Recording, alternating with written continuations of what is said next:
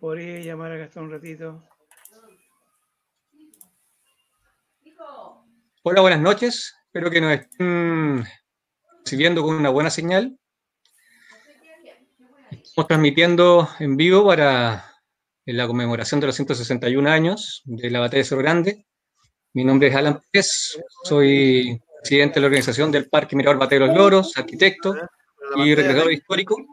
Voy a dejar con ustedes que se presenten a los amigos que están ahora. Maestro, preséntense nomás. En persona. No, porque es que no, si no. Gastón, sí, dígame. Su presentación, ya estamos en vivo ya por Facebook Live, estamos transmitiendo ya, así que. Una cosa técnica. Bueno, mira, yo soy arqueólogo de la Universidad Católica del Norte. Ya soy un viejo arqueólogo, como se notará. Estudié antropología en Buenos Aires también, un doctorado que no terminé, pero fui a estudiar lo que quería yo. Me he dedicado a trabajar en la prehistoria de la región, pero más que nada a la etnografía y a lo que se refiere a los pueblos de indios. Yo trabajo con comunidad agrícola, pueblos de indios y arqueología. Lo que más me gusta en estos momentos, la arqueología ya como que estoy un poco saturado, es donde veo a la gente cara a cara. Es la etnografía y los pueblos originarios. Eso en general, y bueno, en el colectivo de estudio histórico de Coquimbo. Y el tiempo en mi casa aquí escribiendo, encerrado. Más allá de la pandemia. Jubilado. Eso es en grande síntesis. Así es. ¿Alan? ¿Alan? Perfecto, ¿me escuchan? Escuchamos. Sí, escuchamos. Se escucha, Alan. Puedes rellenar, Pancho, por mientras si... Sí, Alan. ¿Me escuchan? Se escucha, sí. Ulises. Bienvenido, Ulises. Perfecto. Bienvenido, Ulises. Gracias. Gracias, Gastón, muchas por tu gracias presentación. Por incluirme. Vamos a escuchar a Ulises. Sí, adelante. Bueno, gracias, Alan. Buenas tardes a los que en este rato puedan estar escuchando esta transmisión. Primero que todo, muchas gracias por incluirme en este panel para conversar un poquito de historia respecto de un hecho que se ha ido conociendo con el tiempo, como es la batalla de Cerro Grande, que se le llama, pero que yo llamaría batalla de Cerro Grande y Quebrada de Peñuelas. Así es que feliz de estar acá compartiendo y ojalá mucha gente nos pueda ver. Yo no sé, Alan, si está la posibilidad de que tú vayas viendo cuánta gente nos va siguiendo, que es muy interesante eso. Sí, en este momento hay 12 personas viendo la presentación. Estamos de a poquito sumando. Hay que compartir dentro de los grupos y se vayan sumando la gente de a poquito, si se va a ir sumando. Perfecto, ¿Sí, yo estaba haciendo eso recién, estaba difundiendo, digamos.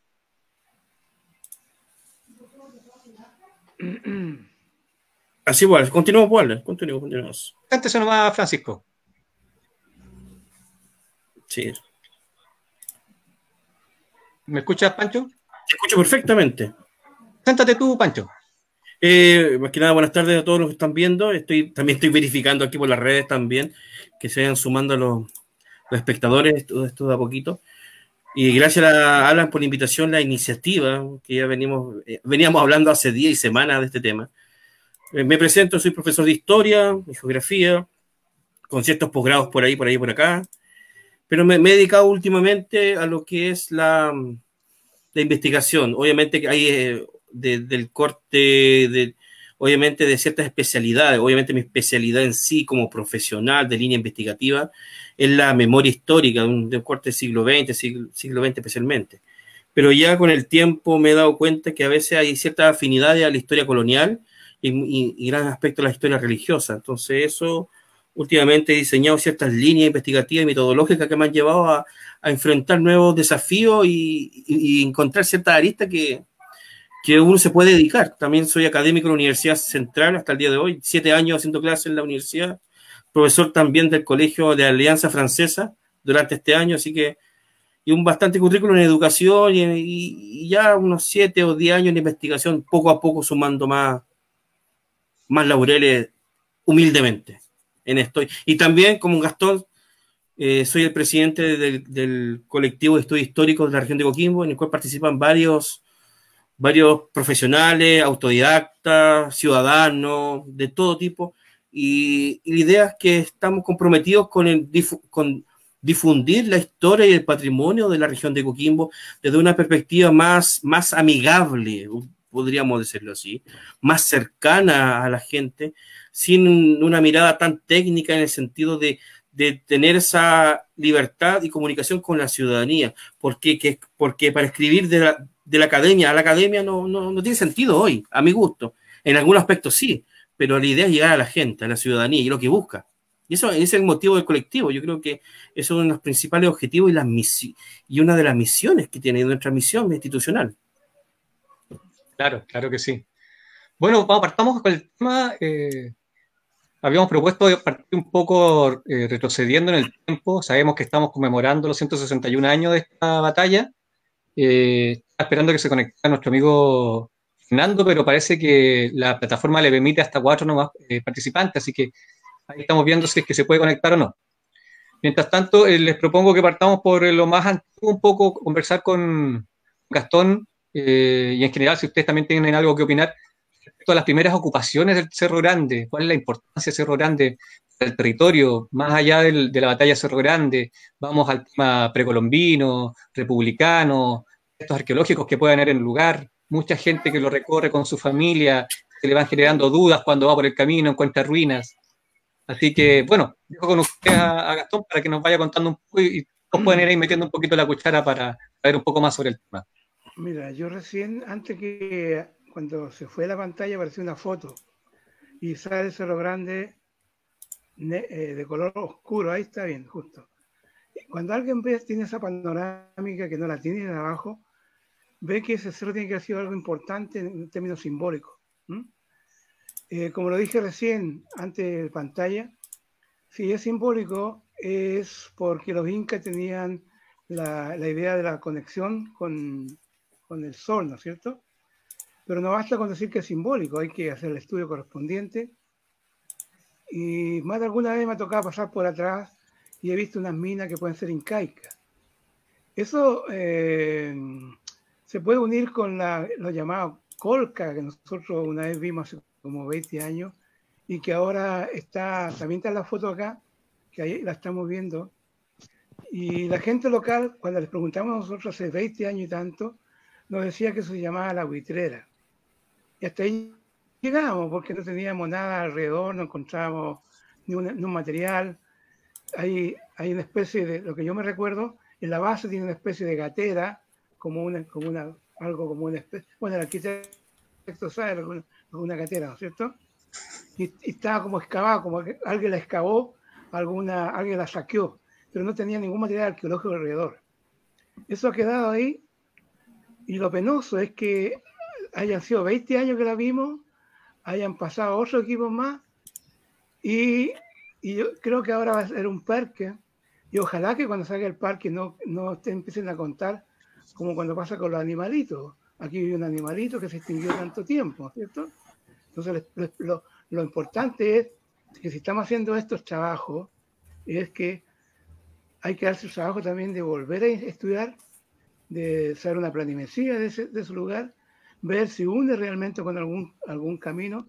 En teoría lo une, porque si vamos un poco más al norte, tenemos el gran portezuelo que baja al Valle de Elqui, detrás del Cerro Grande, en términos de camino, en términos de ruta, importantísimo.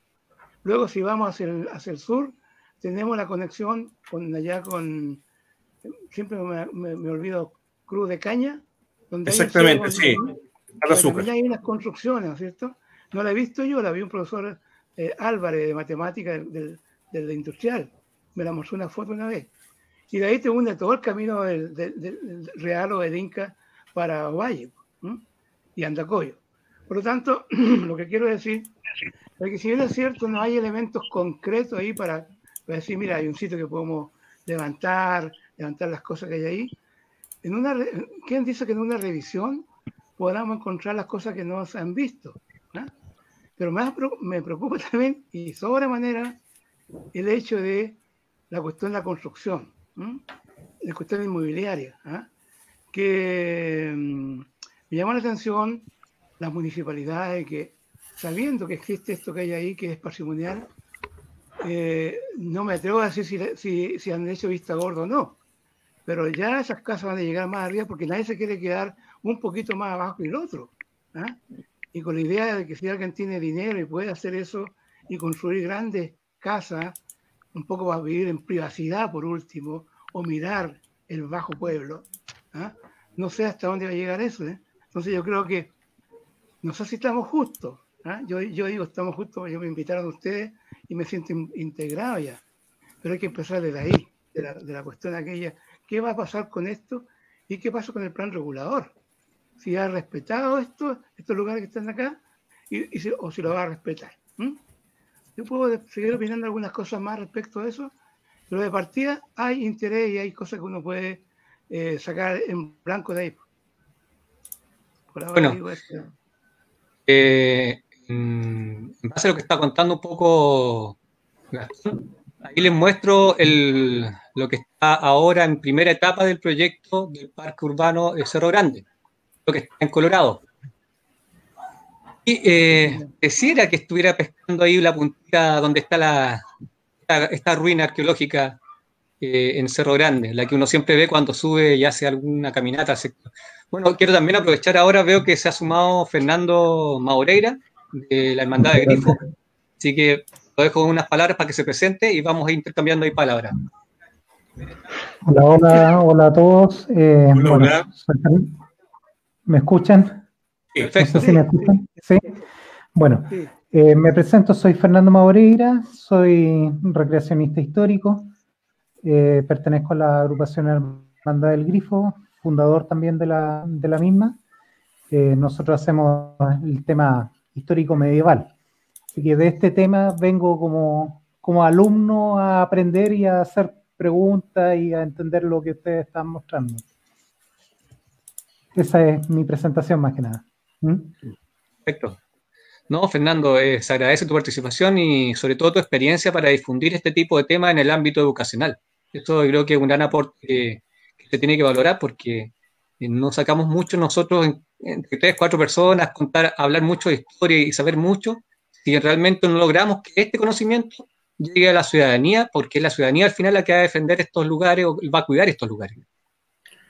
Claro. Muchachos, les propongo que vamos con el siguiente tema y vamos hablando un poco del contexto histórico republicano que nos da también cabida a lo que puede haber sido la situación que vivía el país en 1859. Le doy la palabra ahí al que quiera comenzar. Voy a tomar la palabra un poquito. Adelante, profesor.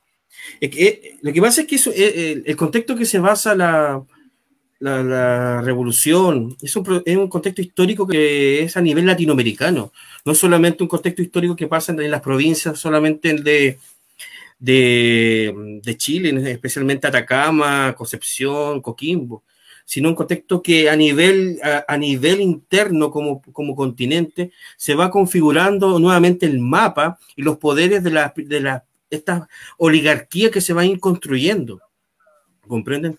Entonces la oligarquía de provincia, la oligarquía del centro van a tener ciertas disputas de poder de unas por otras, desde el momento de la independencia de Chile. Recordemos a los que nos están viendo que la independencia de Chile, cuando se jura en Talca, se jura con un compromiso de gobierno de las 3 provincias, es decir, Concepción, Concepción, Coquimbo y Santiago, es decir, un gobierno de las 3 provincias.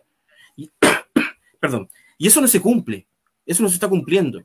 Entonces, con el tiempo y de esta nueva reconfiguración latinoamericana, caudillo de diferentes provincias, esto va a pasar en diferentes países, no solamente en Chile, toman fuerza y toman importancia y protagonismo debido al poco acceso económico y político que tienen las provincias hacia el centro. Te voy a colocar el caso, si nos remontamos un poquito a la colonia, la ciudad de La Serena es una ciudad que no existe para Santiago, hay que decirlo así. La ciudad de La Serena es una ciudad casi medieval, y siempre genero ese concepto. ¿Por qué? Porque es una ciudad que no es una ciudad pobre, muy pobre, Por ende, sus características arquitectónicas, la idiosincrasia del ciudadano serenense, del colonial, es muy, muy medievalista en lo religioso, en todos sus aspectos. Por ende, siempre se han cerrado en sí misma y por ende nos caracteriza al serenense en sí esa idea, y hemos transmitido hasta el día de hoy esa idiosincrasia. Entonces, tenemos en periodo colonial imagínate, una Serena que es opacada, que es pobre, que no es buen vista por el centro, es decir, por Santiago. En el siglo XIX ya las provincias se toman un poco de control político, entre comillas, tienen la libertad económica de los descubrimientos de, por ejemplo, en Coquimbo, en Atacama, los minerales de Chañarcillo, Arquero, Agua Amarga, pero más allá no es una importancia para el centro, y ese es un problema importante. Y estos levantamientos no es casualidad. Tanto en Concepción pasa lo mismo, en Coquimbo pasa lo mismo, y posteriormente en Atacama pasa lo mismo. Va a pasar el 51, ¿comprende? Entonces, ese es el efecto, ese es el contexto político muy fuertemente, y mucha rivalidad política interna. Entonces se genera esa rivalidad interna de poder, y es ahí ese proceso histórico que llega a una primera explosión en el 51 y pasa posteriormente a otra explosión en el 59. Y llegamos posteriormente, para no hablar todo ahora, a lo que van a ser cómo tranquilizo la insurrección o los levantamientos de provincia a finales o a mediados del siglo XIX, cómo los voy a levantar, cómo yo como presidente de Chile opaco esa idea de rebelarme contra el poder central. Y es ahí cuando se generan ciertas políticas muy interesantes que la vamos a conversar ya nomás. Así que ese es como el grande contexto, el grande rasgo. Se podría decir en pocas palabras que esto es una réplica telúrica entre social, se podría decir, que viene desde antes incluso de la Revolución Francesa, con esta ilustración, estas nuevas formas de pensar en que la gente empieza a despertar de este mundo medieval que tú hablas casi, y empieza a haber una esperanza. Es que el liberalismo económico, el liberalismo filosófico, político entra muy fuerte en el siglo XIX. Obviamente con la Revolución Francesa de 1848 va a pegar muy potente en las ideas liberales, posteriormente y después en las ideas radicales y en la creación del Partido Radical. Entonces, esas inspiran esa idea de libertad desde los pueblos, es decir, en las primaveras de los pueblos, si lo vemos de esa perspectiva. Por ende, tiene mucho que ver, mucha influencia. Es como una segunda revolución inspiradora para el mundo. Por ende, pegó tanto en Latinoamérica eso, debido a esta segunda revolución francesa que en el 48. Entonces, no es casualidad, se da esa dinámica, sino que es muy potente en el siglo XIX. Dentro de este contexto, le quería preguntar a Ulises, lo curioso de que a pesar de que el gobierno que está de turno era un gobierno conservador, tu pariente, tu ancestro en Copiapó logra ganar los comicios municipales siendo del Partido Liberal, si no estoy mal entendido, y logra empoderarse de una municipalidad en constante roce con el intendente, que como sabemos es dirigido por la política del gobierno, que es conservador. Hola, sí, a ver, un poquito voy a responder la pregunta. A ver, el contexto, en mi opinión, yo, bueno, escribí un libro, ustedes saben, que trata sobre estas materias de la Revolución Constituyente del año 1859. Yo creo que hay una mezcla de todo. O sea, yo siempre trato de alejarme de las idealizaciones, de los endiosamientos y de las demonizaciones. Entonces, ¿qué quiero decir con esto? Que aquí todos son seres humanos con múltiples intereses colectivos e individuales. Hay que recordar lo primero, durante la colonia tuvimos como clase social, digamos, más relevante y dominante de la economía y de la política nacional, si se le puede llamar de esa forma, en la época colonial, el latifundio, que venía heredado de la encomienda española. la minería durante la colonia era muy precaria, era muy totalmente artesanal.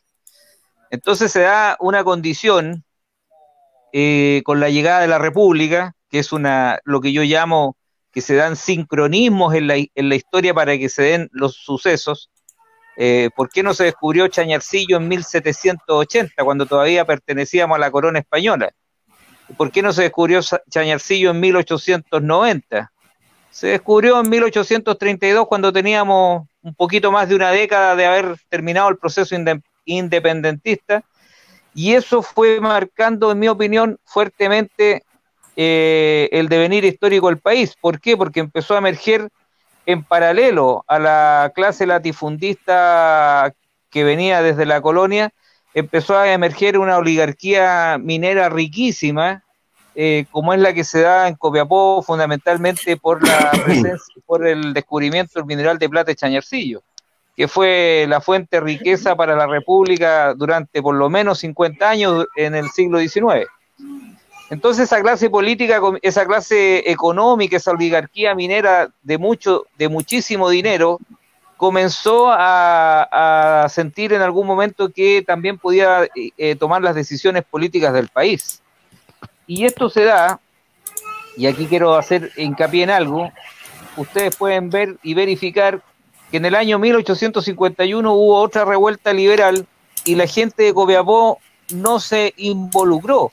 ¿Por qué? Porque los copiapinos estaban bastante cómodos desarrollando sus negocios mineros, estaban abocados a una revolución, como lo digo en mi libro, pero una revolución no política, sino que una revolución tecnológica. La gran capacidad económica que ellos tenían les permitió instalar el primer ferrocarril de Chile, y está la discusión si primero o segundo de Sudamérica, pero si no es primero pasa raspando o pega en el palo. Entonces ellos estaban muy cómodos, los ricos mineros copiapinos, con el escenario que vivían, pero en 1853, 54, en este momento no recuerdo bien, habiéndose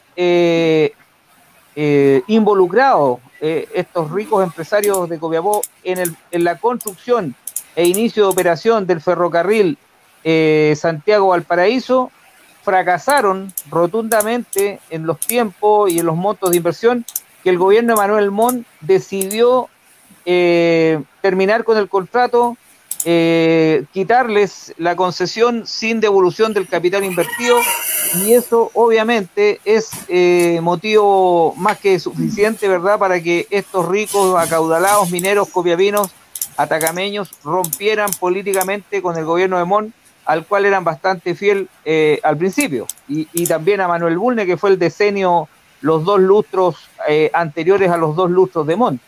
Entonces se dan situaciones de orden económico-empresariales que hay que considerar. Por una parte, lo de Chañarcillo ya lo expliqué. Se va generando una masa de personas, ¿verdad?, ilustradas en distintos ámbitos, porque los gobiernos conservadores, hay que decirlo, hicieron un tremendo trabajo en lo que fue la educación chilena, ni más ni menos que se formó la Universidad de Chile, ni más ni menos que se formó las escuelas normales, la Escuela de Arte y Oficio, la Escuela de Bellas Artes, Escuela de Matronas, etcétera, etcétera, etcétera, y una enorme cantidad de escuelas primarias a lo largo y ancho del país, no obstante los problemas que habían para entregarle la educación a los pequeños de aquellos años. Pero ese trabajo lo hacían. Y digo esto porque en la Revolución Constituyente habían artesanos que seguramente estudiaron en la Escuela de Artes y Oficio en Santiago, que iban becados, ¿verdad?, 2 por provincia, y hubo ingenieros involucrados, como fue el serenense don Anselmo Caravantes, quien estudió en el instituto, fue alumno del Instituto San Bartolomé de la Serena, hoy Liceo Gregorio Cordobés, donde se inició la enseñanza minera en Chile con la llegada del sabio polaco, ni más ni menos, don Ignacio Domeyko, en junio de 1838. Entonces se fue formando una nueva sociedad chilena, más ilustrada, más preparada técnicamente, y en Caravantes vemos la máxima expresión de esa nueva preparación técnica de los chilenos, con todos los ingenios que él generó durante esta zonada que se inició el 5 de enero de 1859 y terminó el 29 de abril del mismo año, en un día como hoy, a los pies del Cerro Grande y en la quebrada de Peñuela fundamentalmente. Me alargué un poco, Alan, y tu pregunta era, ¿cuál era? Algo del alcalde, entendí, ¿cuál era tu pregunta? Perdón. Sí, bueno, básicamente era más que una pregunta, era una acotación respecto a lo curioso o lo interesante, más que curioso, de que en este periodo de un gobierno conservador que de alguna manera está provocando en las provincias cierto sentimiento, saliera electo alcalde liberal en la ciudad de Copiapó, lo cual entiendo que también vino a cambiar un poco la situación respecto a qué bando iba a apoyar la ciudad también, me imagino. Bueno, eso es un hito, ¿verdad? Poco conocido en Copiapó, y lo quiero decir, a ver, la municipalidad de Copiapó siempre estuvo en manos conservadoras, porque Copiapó y Atacama eran una ciudad y una provincia absolutamente conservadoras. Durante la elección de Manuel Montt en el año 51 no hubo oposición a esa candidatura en Atacama, en la primera elección, cuando inició su decenio. Por lo tanto, la capital de Atacama, la municipalidad de Copiapó, siempre estuvo en manos conservadoras.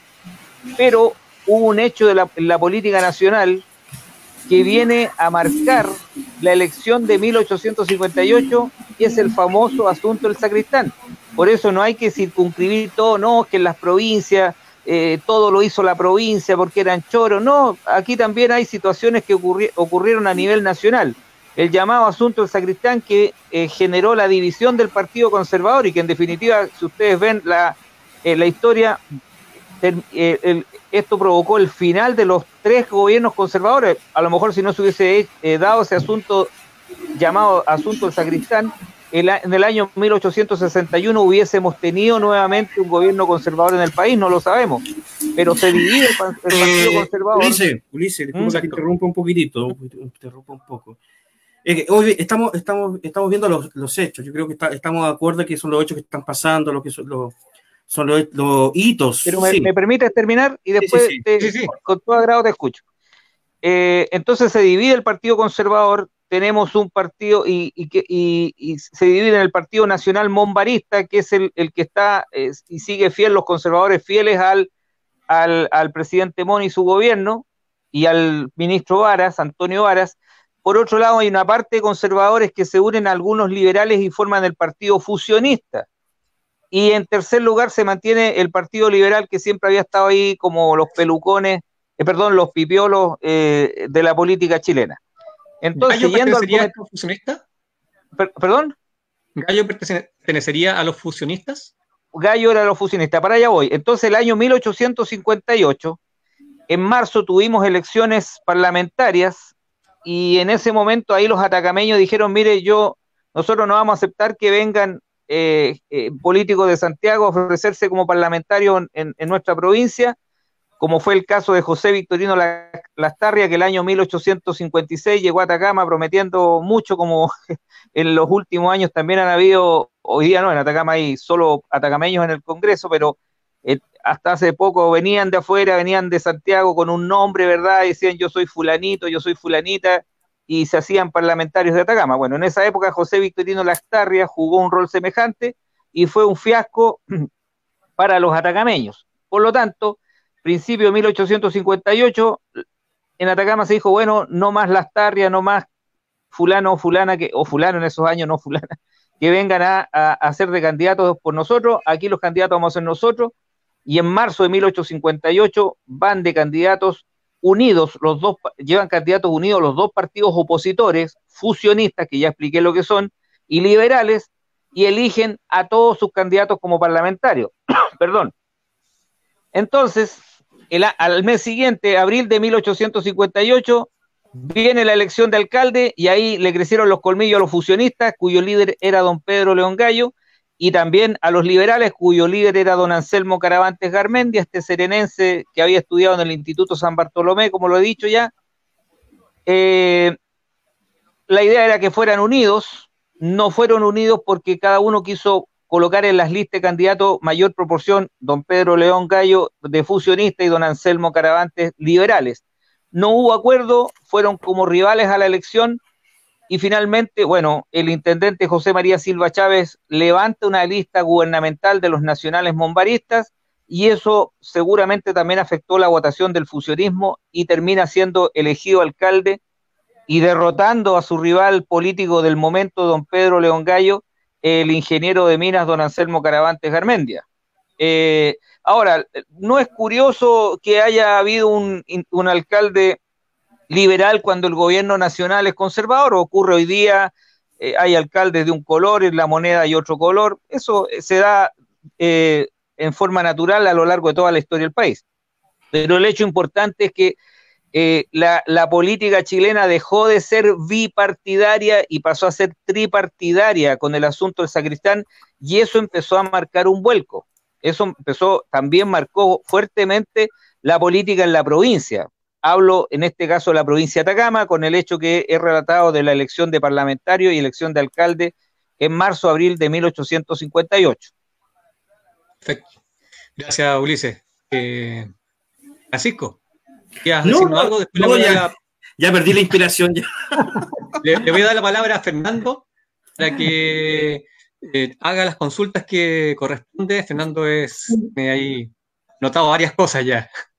Sí, estaba anotando el tema de la división política y el tema de cómo se divide el Partido Conservador, que es muy parecido a lo que sucede hoy actualmente, que los partidos partieron de una forma, haciendo remembranza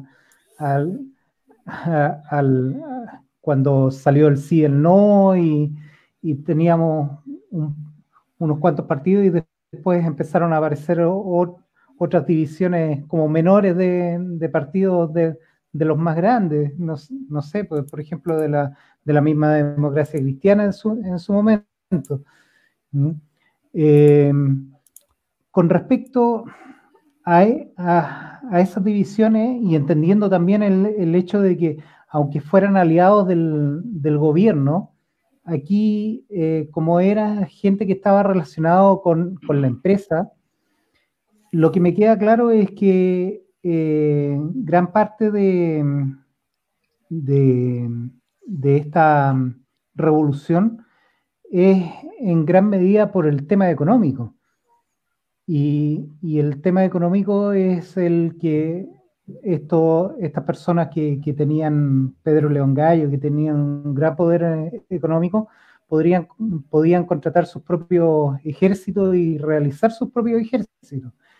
No sé si estoy en lo correcto, pero es la impresión que me da hasta el minuto de lo relatado. ¿Nacho? ¿Quieres decir algo al respecto? ¿Defender a Gallo? No, yo no defiendo mucho a Gallo. Yo. Para nada. No, para nada.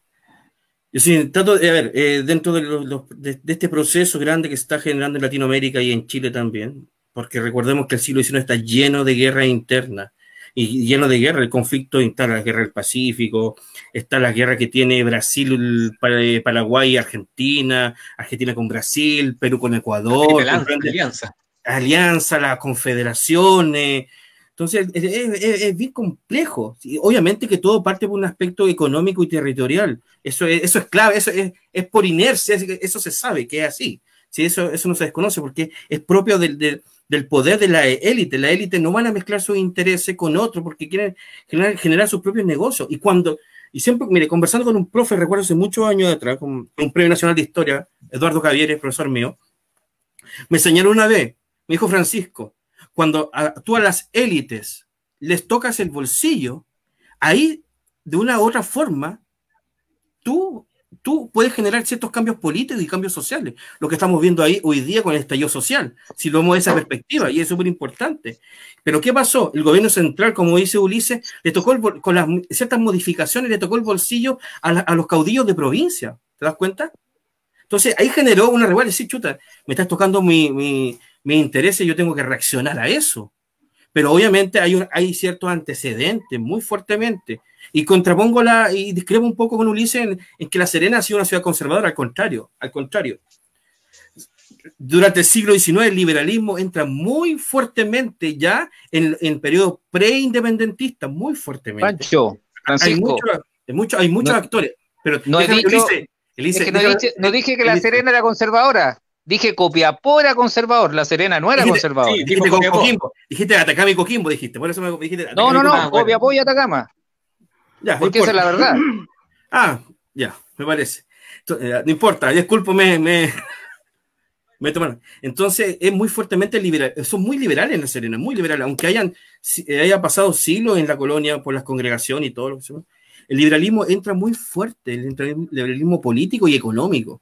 Por ende, los minerales que se van descubriendo muy fuertemente en el siglo XIX, y Gastón lo sabe muy bien, van a acaparar todas las riquezas de esta élite que quiere generar esta minería productiva, esta minería cuprífera, o lo que se denomina de la minería, muy fuertemente. Las familias Edward, las primeras fortunas.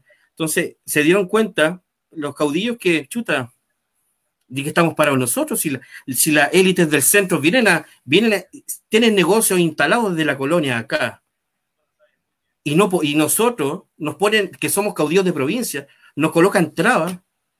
¿Y por qué a los demás no les colocan trabas? ¿Te das cuenta? Y es ahí donde también, si tú lo ves de otra perspectiva histórica, analizando ese proceso, te das cuenta que les tocaste el bolsillo. Entonces, es muy normal. Y eso es lo que va compitiendo, ¿verdad? Va complejizando el escenario local y el escenario también nacional. Y eso, a mi gusto, yo creo que va a configurar estos dos procesos históricos como la Revolución del 51 y la Revolución del 59. Total, eso, como dice Fernando, es un proceso económico, totalmente económico, que tiene una perspectiva, nace de una perspectiva política. Gastón. ¿Puedo meter la cuchara? Yo no soy ignorante. No, pero siempre hay algo que aportar. De lo que yo he leído, está el tema agrario importantísimo. Por algo se llaman los nuevos ricos, los mineros que crean fortuna de repente. Y la sociedad chilena todavía se nota mucho eso. Nota mucho eso en la gente que tiene el abolengo colonial con la gente que con el tiempo se hizo rico. Los Edward y otros más. Hay un famoso libro de un historiador, de un periodista, que lo escribieron, parece que en la década del 90, donde relata con meridiana claridad todo eso lo que pasa con arribismo y abajismo, ¿cierto? Yo quería un poco llamar la atención porque creo que tenemos poco tiempo y ya de repente se nos va el tiempo. Y me parece que hablando de la arqueología, en el lugar también hay que hacer arqueología histórica. Falta mucho.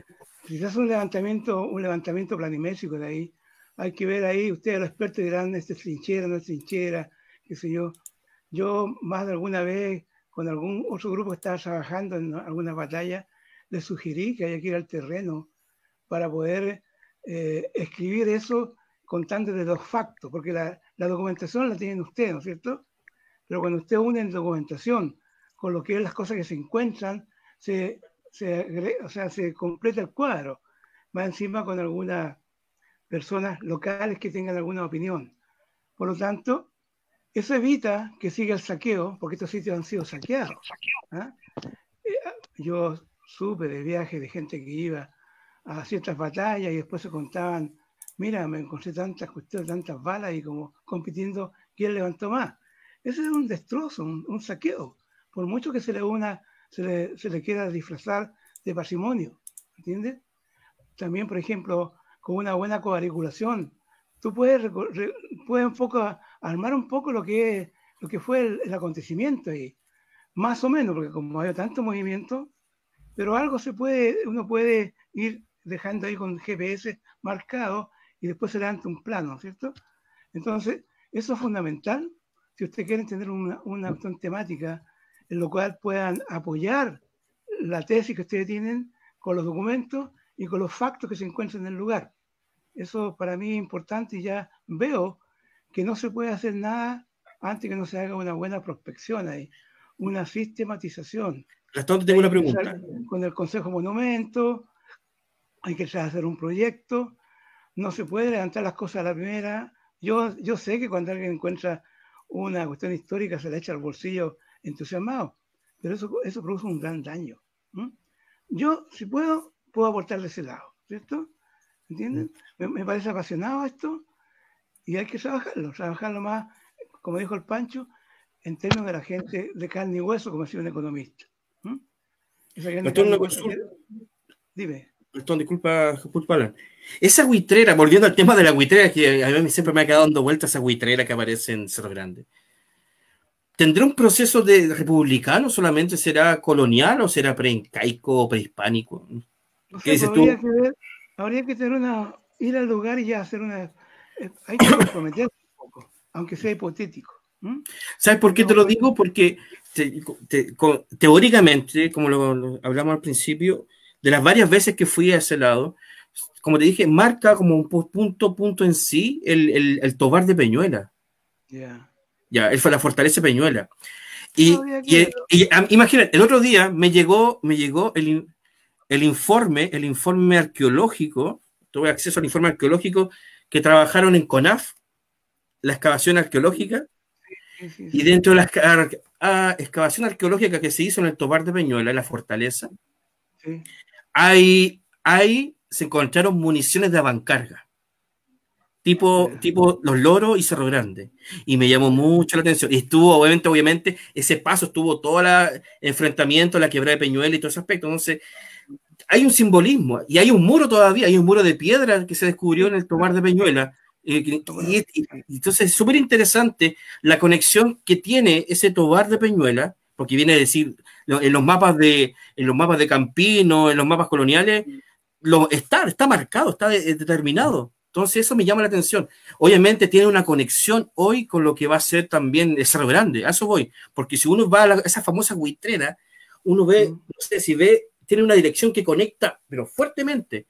Y como tú lo dijiste al principio, Gastón, te abre el espectro al valle de Pan de Azúcar, a toda esa parte, y donde está el camino real. Y eso es lo bonito, y eso es lo interesante. Habría que verlo. Mira, yo incluso tengo una anécdota. Yo me fui con Rodrigo Ibarren cuando me dijo acompáñame. Y yo le dije, esto es una pinca cualquiera, ¿no? Pero bien se te lo claro, obviamente que mi interés de arqueólogo fue que no me dejó ver lo otro, ¿eh? Y ahí reconozco un error. Pero, como tú dices, claro, está las cosas dadas como para no centrar solamente en el parque, sino que aprovechar de ampliar la mirada.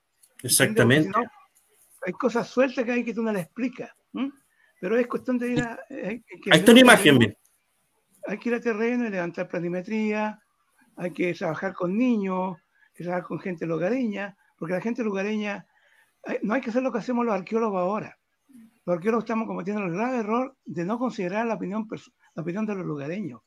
Y hemos convertido la arqueología en una cuestión numérica. Vale decir, el sitio X200 no sé cuánto, cuando yo lo conocí como la quebrada no sé cuánto, ¿no es cierto? Y cuando uno le pregunta, yo como arqueólogo ya antiguo, le pregunto, ¿y por qué no le tomaste el nombre de la gente? Es que estos viejos son simplemente, no tienen idea. No, pues, todavía andamos buscando a ese sitio y el viejo lugareño se puede llegar a 20 cuando tú encontrás 5. Aquí quiero decir yo un poco, llegar a la idea que, ¿para qué sirve esto? ¿Ah? Incluso le hago una pregunta también de neófito. ¿Por qué se elige el lugar para la batalla? Todo eso tiene importancia en términos simbólicos, ya sea estratégica, ya sea, qué sé yo, como te dijera yo, esta cuestión de logística. Entonces, todo eso, cuando tú metes ese contexto, la batalla se te agranda, el contexto es muy amplio. ¿Ah?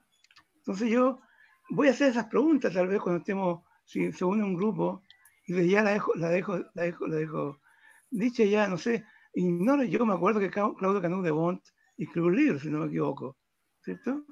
Él era muy fanático de esto, o sigue siendo fanático. Pero me pregunto yo, ¿por qué se eligió ahí? Tan arrinconado, en el mejor lugar, se cuidaba la espalda, en fin. Eso tiene que ver también con cuestiones simbólicas. Interesante, Ale. ¿Puedo responder eso? Muchacho. Sí, dale, Ulises. Sí, a ver, aquí yo quiero... bueno, la respuesta es muy interesante, la pregunta interesante también que hace, no logro ver el nombre. Gastón, perdón. Interesante la pregunta. A ver, en esos años los conceptos eran muy distintos hoy día. diametralmente distintos. Las huestes de Pedro León Gallo podrían haber estado muy en contra del gobierno de Manuel Montt, podrían haber odiado a muerte a Manuel Montt, no sé si era tanto, pero supongamos eso, pero ellos nunca perdieron la perspectiva de pertenecer a una nación común, a un país común, bajo una bandera común, con una historia común. El 23 de enero de 1859, el ejército constituyente en las afueras de Copiapó hizo un acto recordatorio del triunfo en la batalla, del triunfo del ejército de Chile en la batalla de Yungay. El 12 de febrero hicieron un recordatorio y homenaje en Copiapó al ejército de Pedro León Gallo por la batalla de Chacabuco. Cuando Pedro León Gallo y su Estado Mayor, donde estaba el ingeniero serenense don Anselmo Caravantes, discutieron dónde defender Copiapó ante el posible, o no tan posible, sino más bien segura llegada de tropas del ejército desembarcando en Caldera.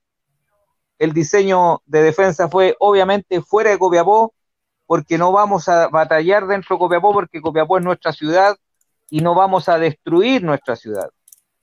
Ellos no tenían el concepto de destruir sus ciudades, de quemar sus ciudades, por muy en contra que estuvieran, repito, del gobierno de turno.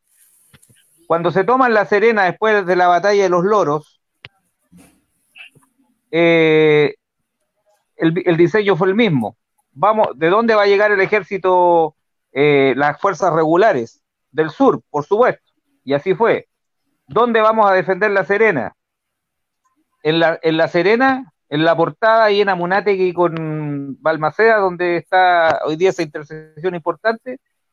No, la vamos a defender La Serena fuera de La Serena, al sur de La Serena. Busquemos un lugar tácticamente apto para hacer la mejor defensa, y definieron, partiendo de la base de defender La Serena fuera de La Serena para no destruir ni quemar La Serena, porque ellos no querían quemar sus ciudades, porque decían, La Serena es una ciudad nuestra, Copiapó es una ciudad nuestra y nosotros no la vamos a destruir, defendamos fuera de la ciudad y al sur.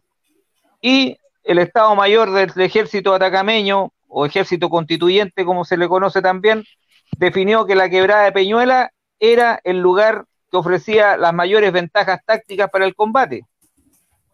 Una zona con un importante caudal de agua, en el sector oriente con importantes pendientes, y podía, con esas condiciones topográficas naturales, generarse parapetos bastante difíciles de salvar por el enemigo que iba a asaltar las fortificaciones.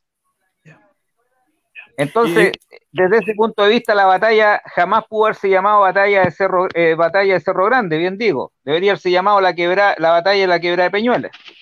Porque el centro, permíteme por favor, el centro de este frente que tenía 1 kilómetro, el centro estaba precisamente donde está la calle Balmaceda, la avenida Balmaceda, en el paradero 12.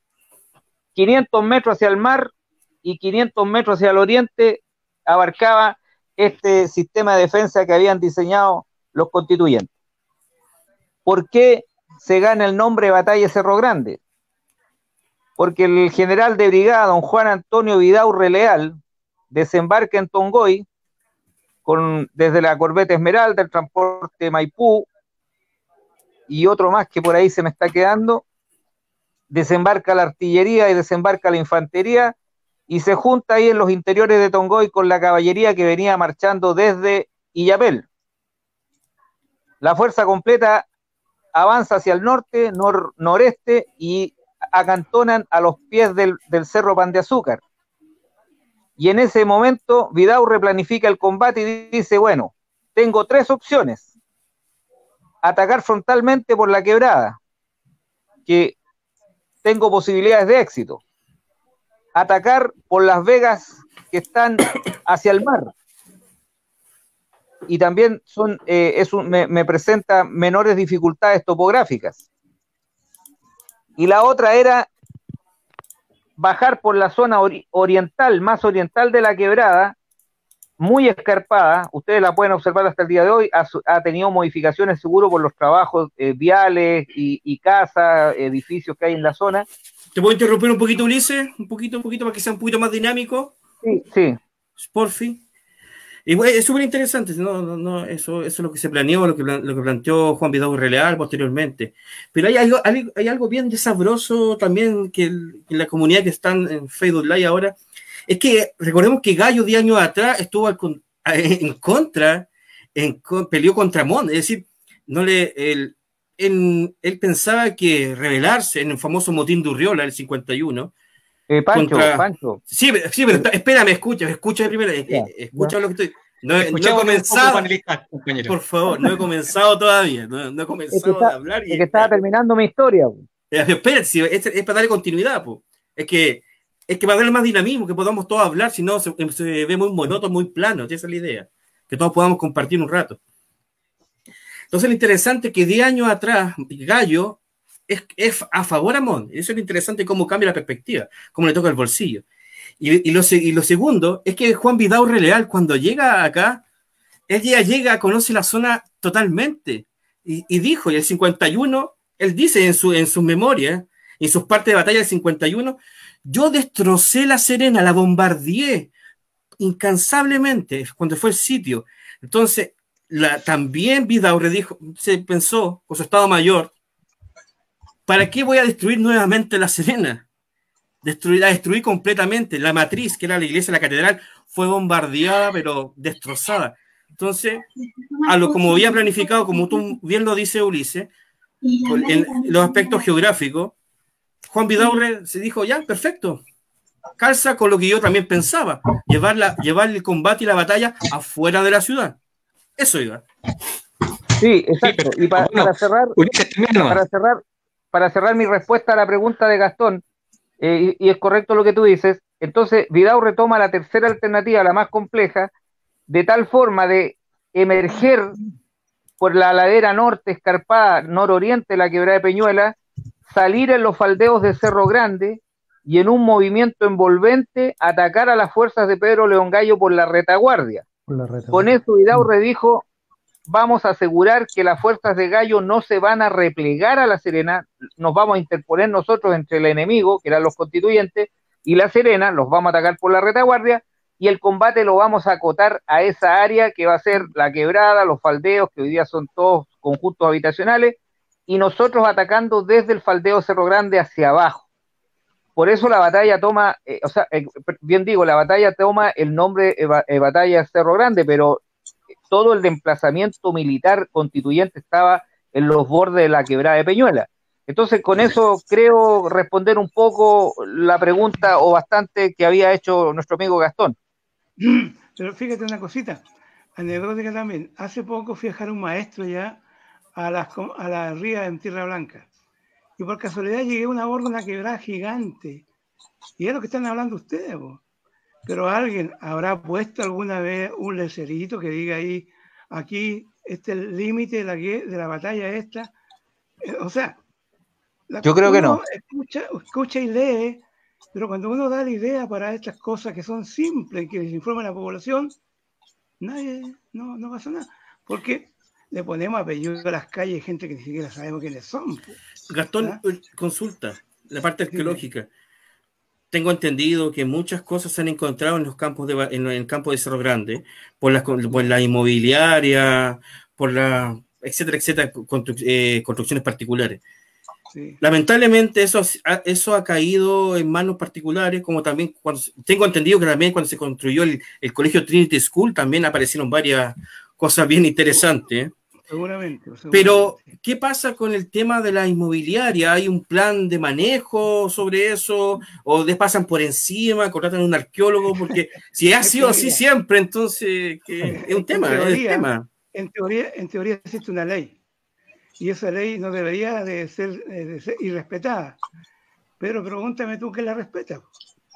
Si de repente uno va hasta donde Carabineros y Carabineros dice que no conoce la ley de monumentos nacionales. ¿Entiendes? Entonces, estoy diciendo yo que hay un país llamado Chile, como muchos países americanos, que simplemente van por el hecho de que la ciudad es más bonita si se ve llena de edificios, ¿cierto? Y si son edificios altos, mejor todavía, ¿entiendes? Luego, si la cuestión de la tierra tiene valor, el campo tiene valor y se puede vender a buen precio también. Entonces, esas son luchas que hay que dar. Por eso yo me alegro que ustedes tengan un proyecto mayor a esto, ¿no es cierto? Que son batallas duras. Pero por eso hay que hacer trabajo jurídico. Yo solamente patuamente digo, seguramente que ustedes están haciendo, ¿cierto? Alan ahí que Alan es el experto en eso, yo desconozco. Aquí trabajando con la población local también, porque la población local también se va a preguntar qué está pasando acá. Yo cuando trabajaba con lugareños del terreno de la arqueología, alguien me decía, pero ¿a qué se con estos viejos si no tienen ningún interés? Y después ellos mismos, cuando ya terminamos el trabajo, me decían, pucha, qué lástima que aprendí tanto, ojalá que sigamos en esto. Entonces, ¿qué pasa? No es que la gente quiera destruir porque quiere, es porque no educamos, no damos tiempo de educar. No conversamos con ellos, ¿entiendes? No usamos el lenguaje que entienden las personas. ¿Ah? Yo les digo, si yo voy a un lugar arqueológico y le digo a alguien, ¿usted ha visto una criptomedia por acá? No tiene ni idea, pues si le hablo de una cueva, de una casa de piedra, le hablo de dibujo de indio y varias cosas más, o de guasamenta, ¿me entienden? Po? Entonces, a lo que yo quiero decir es que esto es replicable en todo sentido, ¿entiendes? Si queremos que esto quede, que se mantenga, que abra camino, que después tenga un fin social, no podemos dejar a la gente que esté viviendo ahí de lado para decirle, mire, espera que se inaugure. Hay que trabajar también con comunicadores. Exacto. Quería pedir la palabra. Tú, Alan, tú eres experto, así que yo creo que... Quería pedir la palabra para comentarles que llevamos aproximadamente 1 hora de transmisión. Yo iba a dar el inicio que nos metiéramos en materia en el tema de la batalla, pero veo que ya se metieron de lleno. Estamos con 30 personas fijo, por lo menos nos están escuchando 30 personas fijos. Bueno, por lo menos, para empezar. Es un buen número. Sí, es un buen número. Sí. Oye, sobre el tema de la batalla, quiero hacer un alcance. Mirando el mapa que están poniendo ahí. ¿Aló? ¿Se escucha? ¿Se me están escuchando? Sí, perfecto. Sí. Quedaron pausados, perdimos no sé la si yo también. Un segundo. ¿Ahora sí? ¿Me escuchan ahora? Sí, no, te escuchamos. Escucho, bien. Sí. Perfecto, ya. Sí. Entonces yo quería transmitir un poco las palabras de las personas que están haciendo consultas por el chat. Bueno, algunas que ya se han contestado me preguntan, muy buen conversatorio, ¿en qué lugar exacto ocurrió la batalla? Bueno, aquí lo estamos mostrando a través del Google Earth, estamos mostrando la ubicación del Cerro Grande, ahí pinchado, y Pan de Azúcar, son las posiciones que nos pueden orientar respecto a la batalla. Marqué con rojo la línea defensiva. Dígame. ¿Se le puede hacer un zoom? ¿No? ¿Acercarlo? Sí. Voy a ir trabajando ahí. Dígame. ¿Cuál es calle Balmaceda ahí? Calle Balmaceda está acá. La línea debió haber partido desde acá abajo en realidad. Vamos a alargar. Sí. La línea de defensa comienza 500 metros al poniente de Balmaceda y termina 500 metros al oriente de Balmaceda aproximadamente. Entonces no esa línea roja, que es más o menos donde está un poquito desplazada al oriente de la línea roja. Claro. Bueno, hay unos planos de la batalla que están ahí, los voy a mostrar ahora en este momento. Y básicamente la pregunta, bueno, que nos hacía el amigo era saber el lugar exacto. Bueno, lo que describió Ulises y por lo que nos estaba también contando Francisco, sabemos que la batalla fue bien dinámica porque nos contaba Ulises que parten desde Pan de Azúcar, vienen desde Pan de Azúcar, se acercan aproximadamente a la línea roja, que debería ser un lugar aproximado donde estuvieron las primeras defensas que planificó Gallo, alejando la batalla de la ciudad, a contener estas fuerzas que vienen desde el sur.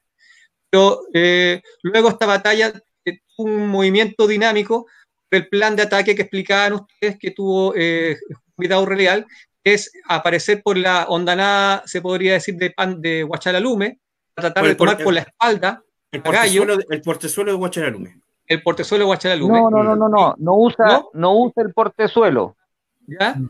No usa el portezuelo. Él lo menciona también en su parte de guerra, tenía la opción del portezuelo Guachalalume y decidí bajar con mi ejército, dice, por la parte más escarpada de la quebrada. Por lo tanto, donde está la línea roja, Alan, hacia la zona más oriente de esa línea roja, es la zona de paso del ejército hacia los faldeos del Cerro Grande, del ejército chileno. Ahora, en ese sector no había defensa. Yo te diría que en la curva saliente que está ahí, más o menos por ahí comenzaban los parapetos del ejército constituyente, y ese flanco, avanza un poquito hacia muéstrame el otro, avanza hacia el poniente, por favor. Avanza hacia el poniente, más o menos ahí, pone ahí el cursor, por favor, en esa curva, arriba, anda un poquito arriba, ahí, de ahí hacia el mar, en ese punto hacia el mar comienza la defensa el sistema de defensa del ejército constituyente, aproximadamente. Vidaurre cruza al oriente de ese punto donde sigue la línea, cruza la escarpada para salir en los faldeos de Cerro Grande. Cuando está procediendo, no te muevas tanto, por favor, para poder, recién tenías una posición más adecuada para ir mostrando. Ahí estamos bien. Entonces tú tienes la punta esa, muévete hacia la derecha, un poquito más, por ahí más o menos, digamos, está el inicio del sistema de defensa de ahí hacia el mar, y Vidaurre pasa con sus fuerzas de ahí hacia el oriente, asoma en los faldeos de Cerro Grande, hace un giro, esto aproximadamente a las 7 de la mañana de este 29 de abril de 1859, por ahí, quédate ahí, no te muevas tanto. Por ahí pasa hacia los faldeos Cerro Grande, desarrolla es tiroteado, cuando van cruzando la quebrada son tiroteados los soldados del ejército de Vidaurre, obviamente empiezan a recibir fuego desde el flanco izquierdo de la defensa de Gallo, llegan a los faldeos Cerro Grande, hacen el movimiento envolvente y le salen por la retaguardia al ejército de Gallo, quien en un movimiento muy adecuado, según lo señala Vidaurre en su parte de guerra, en un adecuado movimiento de giro, convierte su retaguardia rápidamente en frente de combate y se empieza a desatar el combate, cayendo desde esa zona donde está la punta de la línea azul que estás dibujando arriba de la pantalla, Alan, ahí donde pusiste esa línea roja, ataca caballería e infantería, los diferentes cuerpos, digamos, posicionan la artillería y empiezan a atacar ahora al ejército de Gallo, que lo tienen al suroeste de sus posiciones. Ahí por lo tanto, no esa es la lógica de combate que hubo esa mañana. ¿Perdón? Lo que decía yo es que por la entrada que tú describes, entonces, Ulises, te llega muy tarde el sonido. Por la entrada que tú describes, Ulises, a mí lo que me parece es que Gallo no tenía muchas posibilidades de verlos entrar al ejército de Chile. Me quedo pegado, Ulises, esperando que retorne. Bueno, yo te puedo comentar algo. Yo recorrí la quebrada, la línea roja, la primera línea roja que hice, la recorrimos con Javier Campos, desde el punto donde dice Ulises que comienza el sistema defensivo, la parte más alta. Claro. Buen pique, ¿eh? Es una parte muy escarpada, un acantilado tremendo, ¿no? Es imposible cruzarlo en ese sector. Por lo tanto, es lógico que, como dice Ulises, que Vidaurre Leal no intentara asaltar estas posiciones porque era imposible, porque es un acantilado de varios metros de altura, y buscar un paso por donde está la línea azul. En esta línea azul, como tú ves, va zigzagueando esta quebrada, por lo tanto, no ves recto y plano, sino que se van generando pequeños lomajes. Podría fácilmente pasar o colarse por ahí un ejército. Ahora, el tema es que cuando empieza a amanecer, empieza a difuminar la bruma, son descubiertos al parecer. Pancho nos va... Oh, me estoy adelantando, profesor. Dele nomás, yo estoy escuchando. Siga. Yo hasta ahí sé, porque eso es lo que yo vi, por lo menos. Después ya es... Bien. Y como dice Ulises, bien, es el dato anecdótico, es bien interesante este sistema envolvente que hace el ejército de Chile. Vidaurre no es tonto, obviamente él es... Y hay una cosa bien interesante y hay que decirlo, el ejército el que pierde en la quebrada de los loros, es un ejército de puros cabros, Claro. no tienen experiencia. Y ahora Mon dijo, ya, pues, la cosa es simple, voy a mandar a mis mejores hombres. Claro. Llegaron, mandó a los que estaban fogueados con Vidaurre el 51 en La Serena. Llamó a grandes personajes que estaban combatiendo ya en la Araucanía y a próceres del 37 de la Confederación Perú-Boliviana. Por ende, era una cosa de sumar 2 más 2. Superaba en número, superaba en experiencia, superaba en táctica, y Gallo solamente tenía corazón nomás para eso nomás.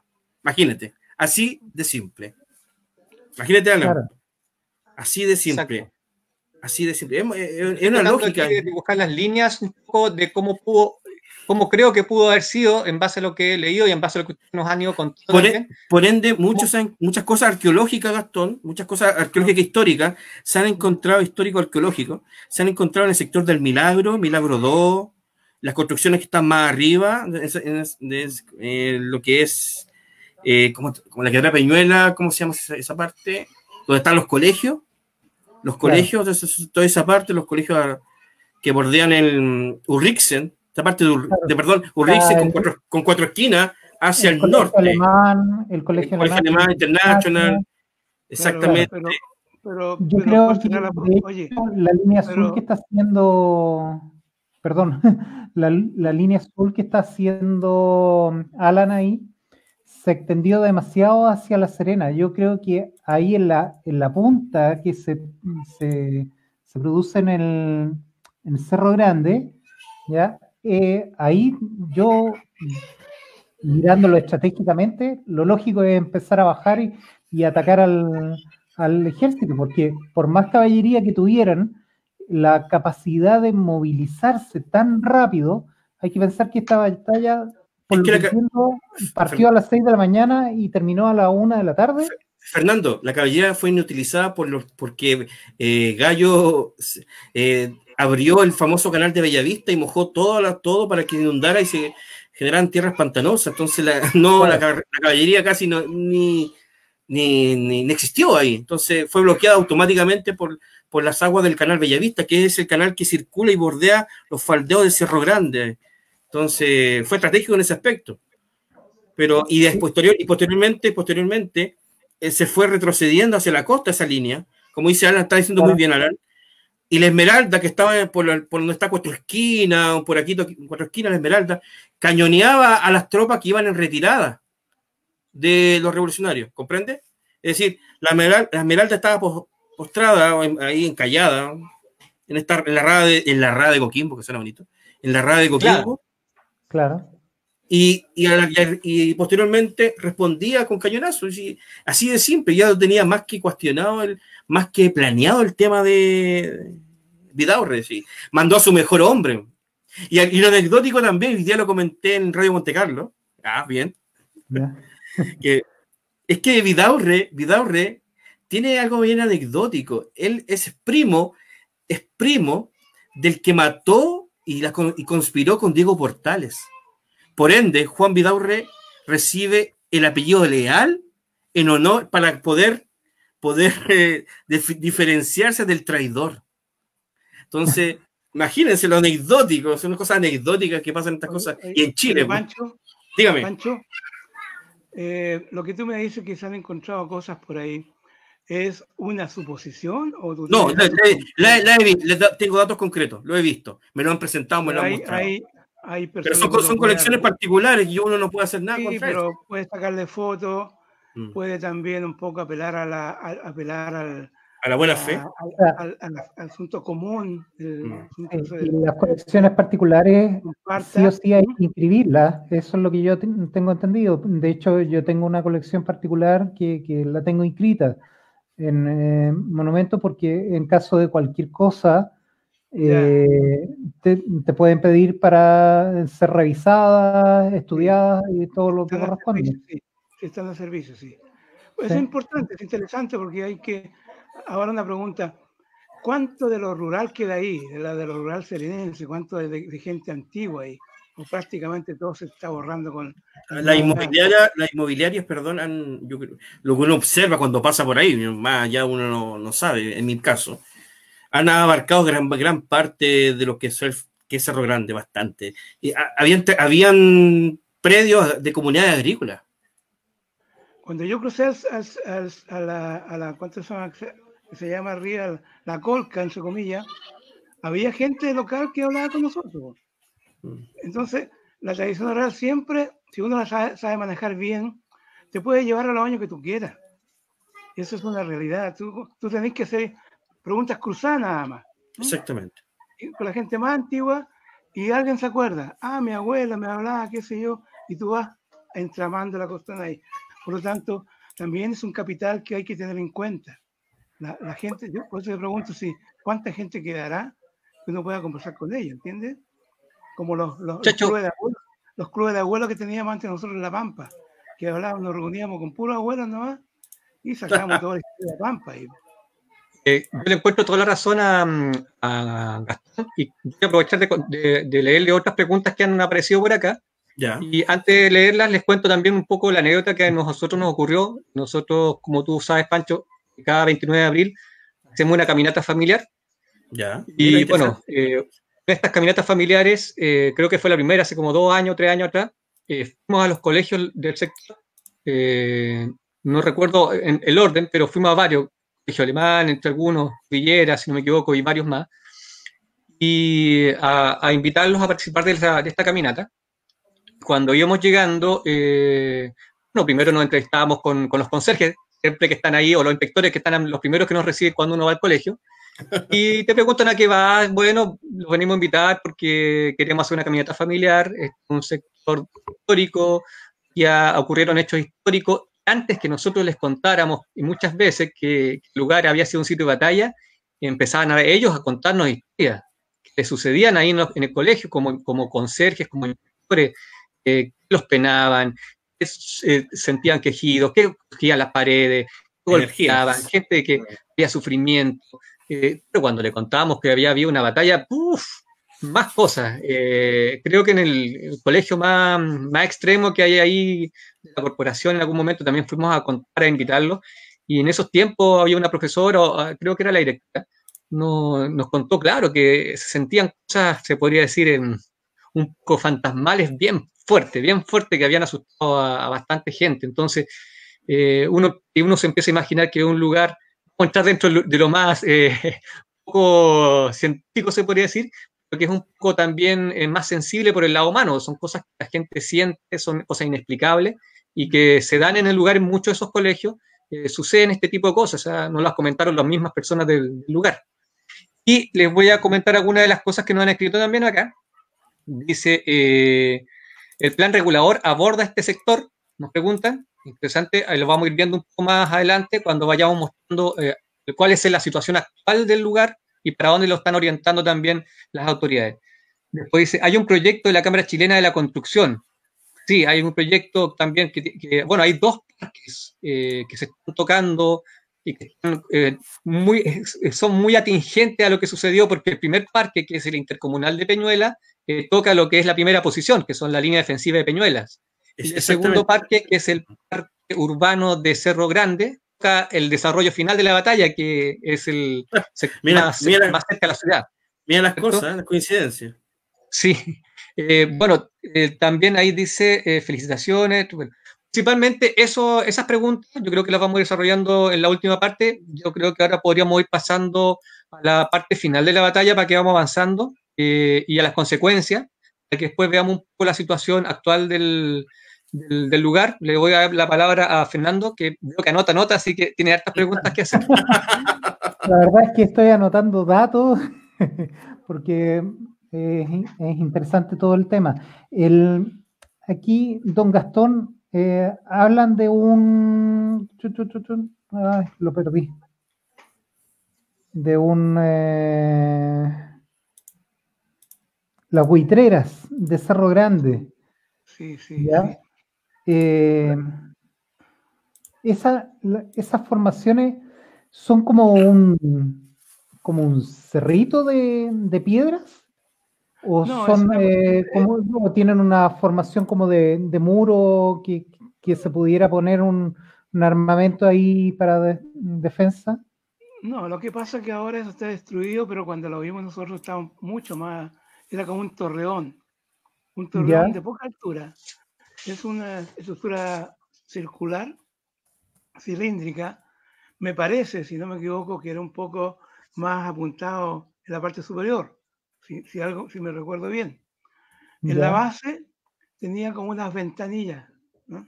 Unas ventanas ahí que pueden ser para aire, si uno puede también pensar que puede ser para poner alguna arma ahí para apuntar a alguien, en fin.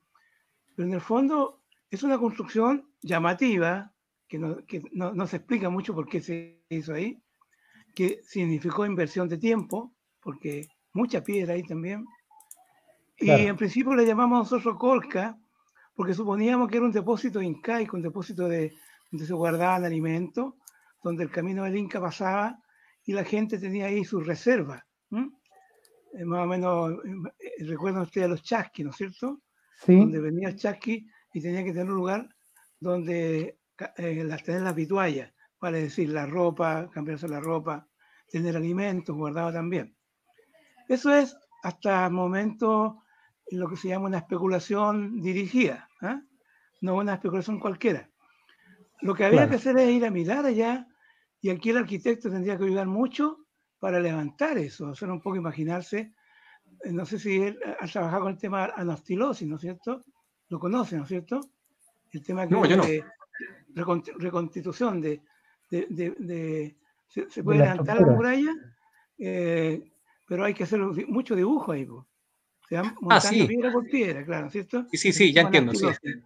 Pero por Claro, último, porque al ver la primera imagen, yo sin conocer a qué se referían con eso, a mí se me imaginaba que era como una especie como de hito, ya, un lugar, un marcaje, un que es, demarcatorio ya. claro, Sí, sí, pensado sí. desde el punto de vista de batalla, un hito es donde incluso podría poner yo una persona visualizando cualquier cosa y que pueda hacer algún tipo de seña, ¿ya? Puede Es que, ser, Pero puede ser. ahora es la que descripción es más completa, es una estructura más armada, muy parecida a lo que era antiguamente el Fuerte Lambert. Debe Vendría a ser, pues, ser claro. parecido a eso, que Claro, era una construcción de piedra donde estaban apiladas nomás, y después ponían el cañón o ponían personas a defender. no, no, aquí se nota que hubo paredes, se armó una estructura circular, cilíndrica, donde había paredes a cierta altura. Ahora, como te decía, todas las opiniones son válidas hasta que uno no llega allá y en Claro, conjunto con un grupo de personas pueda definir. ¿Ah? Hay un texto que salió hace poco que alguien dice que esto es una parte de un camino, de una estructura ritual de los incas o de los pueblos originarios.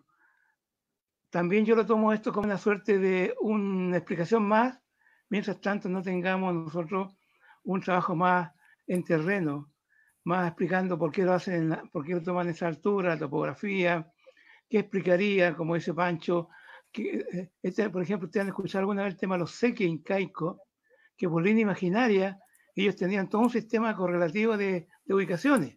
Eso era claro, en el Perú. Los santuarios de altura, por ejemplo, los cerros grandes, están dentro de los seques. Eran ejes imaginarios y tenían que ver con el solsticio, con el asunto del invierno, el verano. Entonces, por ahora, eso es algo curioso. Cuando le preguntamos a la gente de ese tiempo, 20 años atrás, nos dijo, no, esto es una buitrera donde cazaban buitres. Ahora, puede perfectamente ser algo así, pero para esa época de ellos. para Y puede jote, venir de claro, antes. cazar jote, Puede venir de antes. Por lo una tanto, jotera. ¿ah? Hay que trabajar, ¿no? ¿Cierto? Y para Sí, eso hay que hacer un levantamiento. No te puedo exactamente. decir más de eso, porque no. Yo podría mostrarte libros que muestran ahí cómo van uniendo su punto, pero podemos empezar a pisarnos los pies. Claro, de hecho las fotografías que después mostró Alan de la misma estructura aclaran un poco más cómo es la estructura. Porque desde acá, claro, esa que es como un poquito más aérea, se ve que hay una estructura ahí que podría ser cualquier cosa. Parece que es una pirca seca, si no me equivoco. No tiene mortero, esa foto es interesante. No tiene, mira, yo trabajé una vez con un arquitecto. Yo tengo un sitio grande ahí en Almirante La Torre. Digo tengo porque lo trabajé y lo redescubrí. Una mina incaica gigante que lo conoce muy poca gente. Un arquitecto lo supo, me escribió y lo llevé. Increíble como arquitecto, cómo se situaba en el paisaje, me explicaba la ubicación, la perspectiva. Todas esas cosas le dan quien sepa de lo que es paisaje y que sepa arquitectura. Entonces es un trabajo en conjunto. El arqueólogo no puede solucionar solo eso.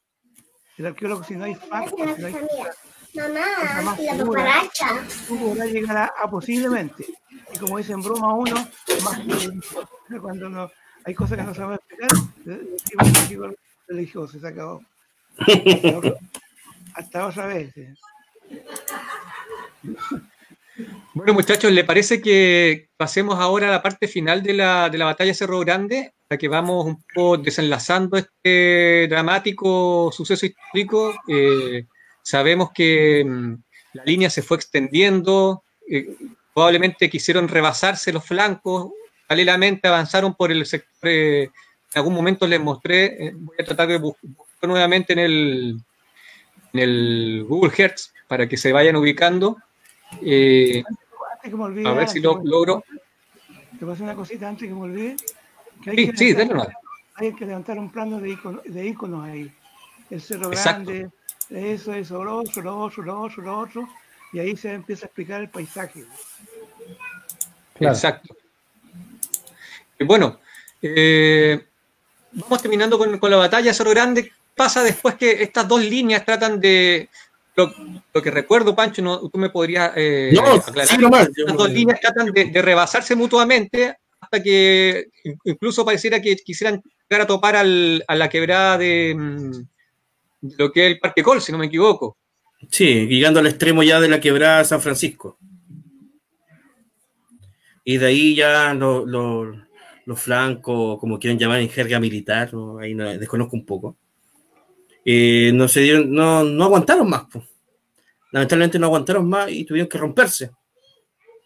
Y usted sabe para dónde va, arrancar nomás. Claro. Es cierto que en algún momento sintieron los rebeldes que podían ganar la batalla. En un momento pensaron, pero después se dieron cuenta que la cosa no era lo mismo que la quebrar los loros. No fue así de simple. El ejército chileno que venía muy preparado, ya con táctica. Y todos estos personajes, lo interesante es que todos estos personajes oficiales que venían de Santiago, estos santiaguinos, van a ser posteriormente protagonistas en la Guerra del Pacífico.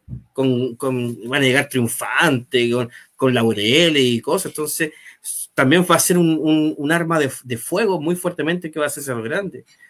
Y posteriormente las traiciones políticas, hay cosas que la historia no cuenta, que los diarios no cuentan, pero las traiciones fuertemente internamente, las presiones que tenía Gallo de dejar hasta que hilo más la batalla, la influencia también de su estado mayor de Gallo también, muchos querían, otros decían, no, continuemos, otros no, entonces, al final, si tú sumas, era una cosa de tiempo nomás, que al final fue una cosa de tiempo, que en el cual se sentenció el levantamiento de las provincias por última vez en la historia de Chile, por última vez. A lo mejor hemos visto en temas de económicos, hemos visto Freirina, hemos visto Punta Arenas, pero una provincia entera o dos provincias enteras es difícil que se unan hoy. Pero ahí fue como se opacaron allá las provincias, se hundieron a las provincias. Y el gobierno central, la clase conservadora, con los liberales también, llegaron al costo de terminar con estas insurrecciones, estas revoluciones. Por ende, con el tiempo fueron muy hábiles, y siempre repito esto, y siempre lo vuelvo a repetir y lo vuelvo a analizar. A mis estudiantes de la universidad, cuando uno escribe, que al final la oligarquía centralina, santeguina, busca un plan, una manera de poder callar a las provincias. Y lo va a hacer de tres formas muy fáciles. Y hasta el día de hoy se repiten y se van a dar cuenta por qué. Primero, vamos a unir familias. Vamos a unir familias.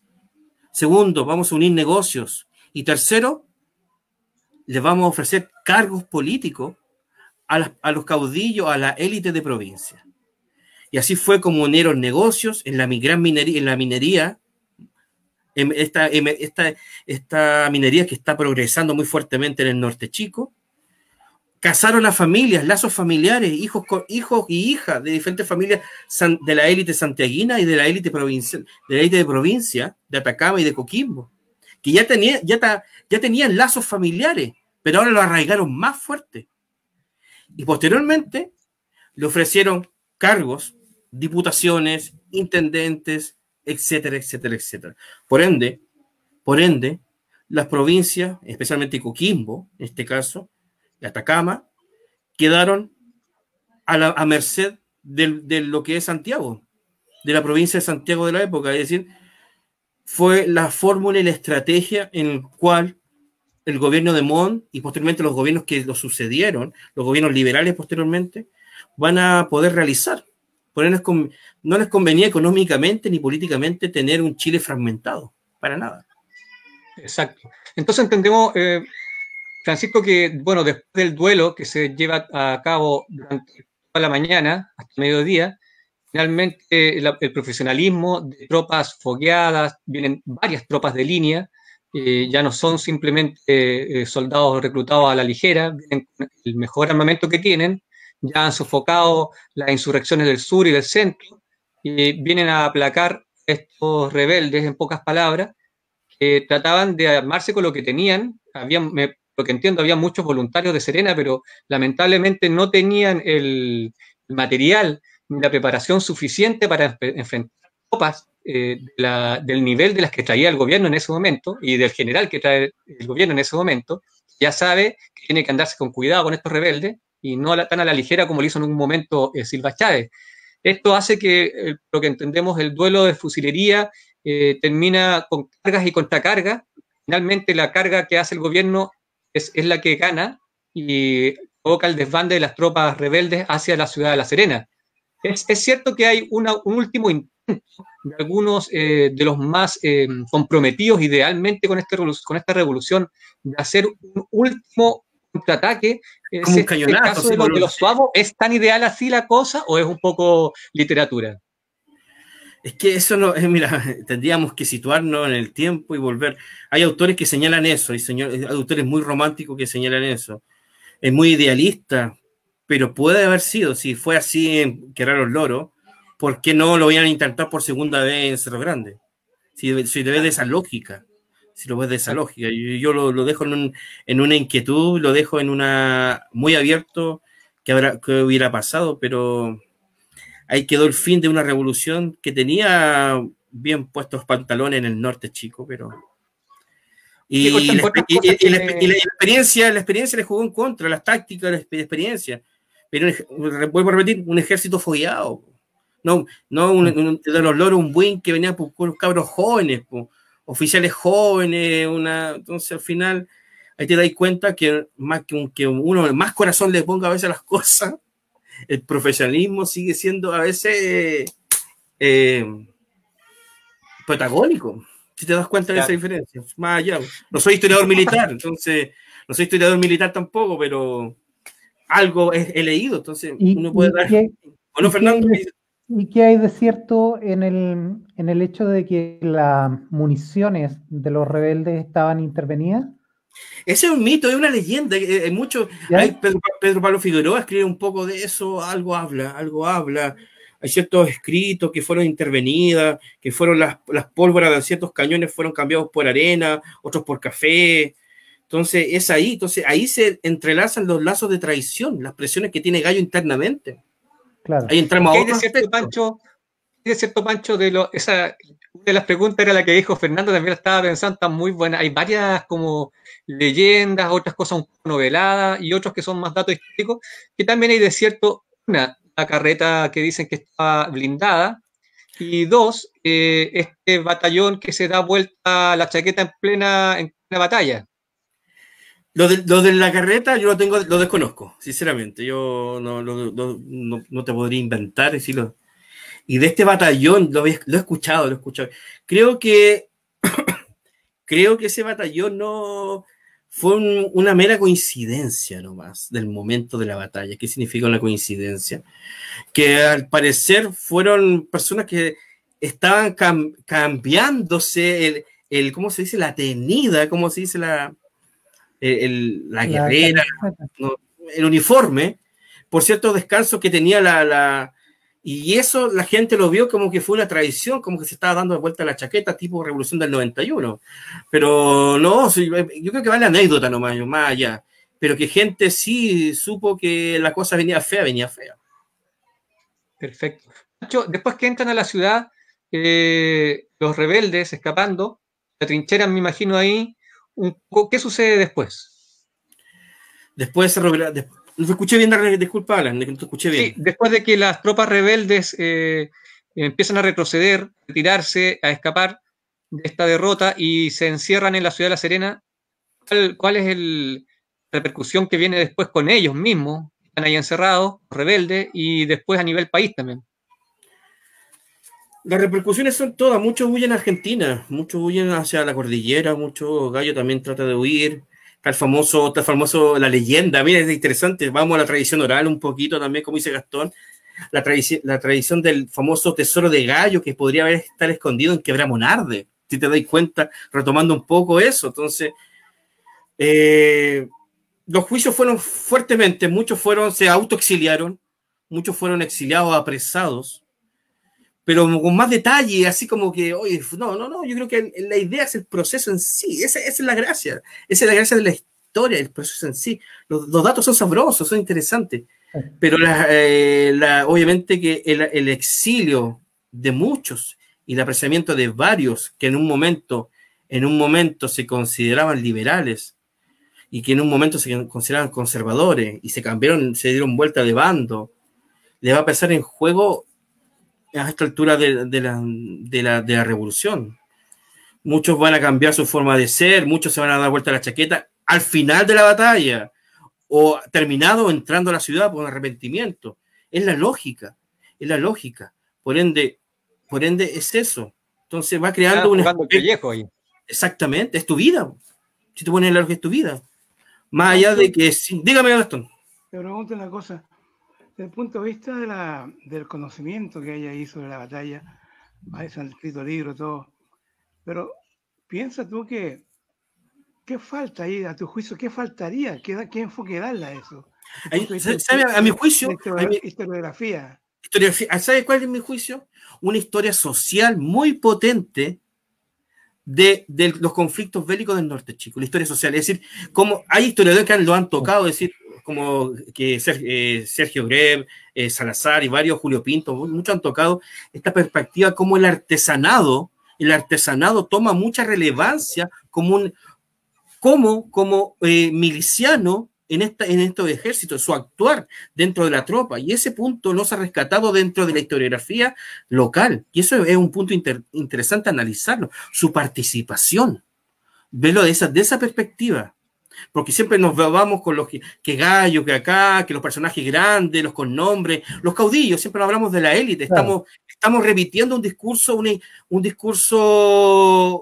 si nos vamos a las corrientes historiográficas, estamos discutiendo y hablando de una corriente historiográfica del siglo XIX que habla de los vencedores, de la élite, pero ya con la escuela, me voy un poquito a la tangente, con la escuela de los anales vamos enfocándonos en las personas, en los sujetos históricos. Yo creo que es bueno rescatar esos sujetos históricos que estuvieron perfectamente en estos campos, en este proceso.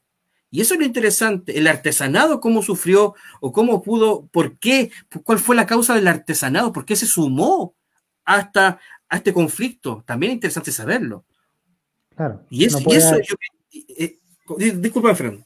Dígame. Sí, es que, claro, yo comparto contigo en eso, en que no pueden haber sido solamente contratados por estos caudillos, sino que tiene que haber habido algún interés particular en cada uno de ellos en participar, porque los ejércitos, claro, el caudillo puede funcionar como general, pero no funciona si no tiene sargentos, si no tiene capitanes, y cada uno de ellos tiene que tener un interés específico en la batalla, más que ir como mercenario, o sea, más que ir a la batalla por solamente ir. Si pensamos que muchos de ellos, ya con la tecnología que había en la época, ya habían cañones, habían armas de fuego, muchos iban casi con palos. Exactamente, sí. Entonces, yo creo que enfocarnos en ellos, en esos actores invisibilizados por el siglo XIX, y que ahora, cierto, la historiografía hoy, la nueva historiografía, ha podido escribir y visibilizarlos fuertemente, y eso es lo que yo creo que corresponde, darle una identidad, darle un rol protagónico en las historias locales, en las historias regionales, y eso yo creo que es la deuda que tenemos pendiente. Hoy la comunidad académica o la comunidad autodidacta, como quieran llamarlo hoy día en La Serena, en Coquimbo, ¿comprenden? Yo parto de esa manera, parto de esa premisa.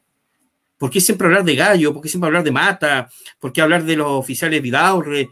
Y ese yo creo es una deuda pendiente. No más, y más allá de los bélicos, ojo, más allá de los bélicos, sino hablar de ese proceso interno. Yo me quedo con eso, yo creo que rescato fuertemente eso. Yo hago otra pregunta. Usted, yo lo veo en este momento en el papel teórico, ¿cierto? Se ve la intención, bueno, muy buena iniciativa, pero sabemos que las luchas son fuertes cuando hay que buscar recursos y principalmente para que estas cosas permanezcan. Las personas con experiencia en el Museo de La Serena, cuando tú haces una muestra novedosa, la van a ver, la anotan, toman nota, toman fotos, todo lo que quieran. Pero si llevas 40 años con la misma muestra, después la gente dice, está todo visto. Entonces, ¿cómo lo ven ustedes? ¿Como museo de sitio? ¿Como un parque temático? ¿Con una guía? ¿Con, qué sé yo, con un cambio de exhibiciones? ¿Con charla? En fin. ¿Por qué? Porque esa cosa no es llegar y planificar en el papel y después dejar ahí, como han pasado muchos proyectos. Alan tiene respuesta, yo creo. Muchos proyectos, por ejemplo, de arqueología. Yo te puedo nombrar algunos parques petroglifos en el Valle de Hurtado, en el Valle del Choapa, allá por allá por los Morros, que la gente trabaja, la gente local trabaja, se le entusiasma a la gente, se le dice esto, se le dice lo otro, pero tú pasas 5 años después, no hay ni letrero, no hay ni esto, no hay ni lo otro, porque, por ejemplo, el Sendero de Chile. ¿Qué pasó con el Sendero de Chile? Ahí quedó, pues sí, me acuerdo de eso. Sí. Y se hicieron grandes viajes, yo trabajé toda la área Elqui, Huasco, a caballo, descubriendo, y después se le decía a la municipalidad de Higuera, usted tiene que hacerse parte de esto. Yo no tengo plata. ¿Ah? O por último, ¿quién saca la basura de acá? Ah, le toca a Orson, ¿te fijas? Esa cosa hay que trabajarla muy bien, en sentido de dejar algo que no sea demasiado ambicioso, sino que sea manejable, vuelvo a decir, a escala humana. Pero si hay un proyecto que se llega a un resultado, hay que llegar al resultado, no tampoco atrotarse en el camino. Exacto. Quiero tomar la palabra para contestar 2 preguntas que hay aquí en el chat y también para comentar un poco lo que estaba diciendo Gastón. Por un lado me preguntan, dice, ¿existió uniforme de la tropa revolucionaria? Me dice Víctor Pizarro. Sí, existieron. Gracias a las investigaciones que hacen aquí los muchachos locales, como también los investigadores que vienen a veces a hacer recreación histórica. Para ellos es fundamental investigar sobre el tema de los uniformes. Están tratando de representar lo más fiel posible una unidad, o una tropa, o un soldado general. Hay bastante material y también hay bastante incertidumbre respecto al uniforme de los constituyentes. Gracias al aporte que todos los historiadores aquí locales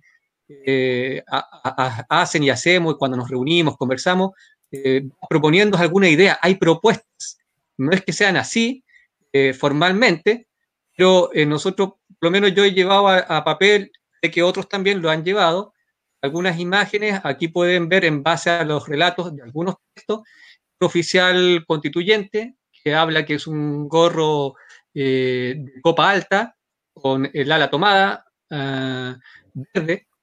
Estamos a reflejar aquí el uniforme de este oficial.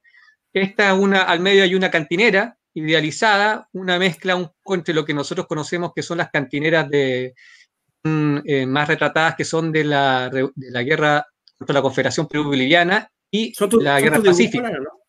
Y son dibujos. Mira, sí. Y al último tenemos un suavo. No sé qué tan bien haya estado el suavo asimilado al suavo europeo o al americano, pero tratamos de idealizarlo en base a los documentos que hay.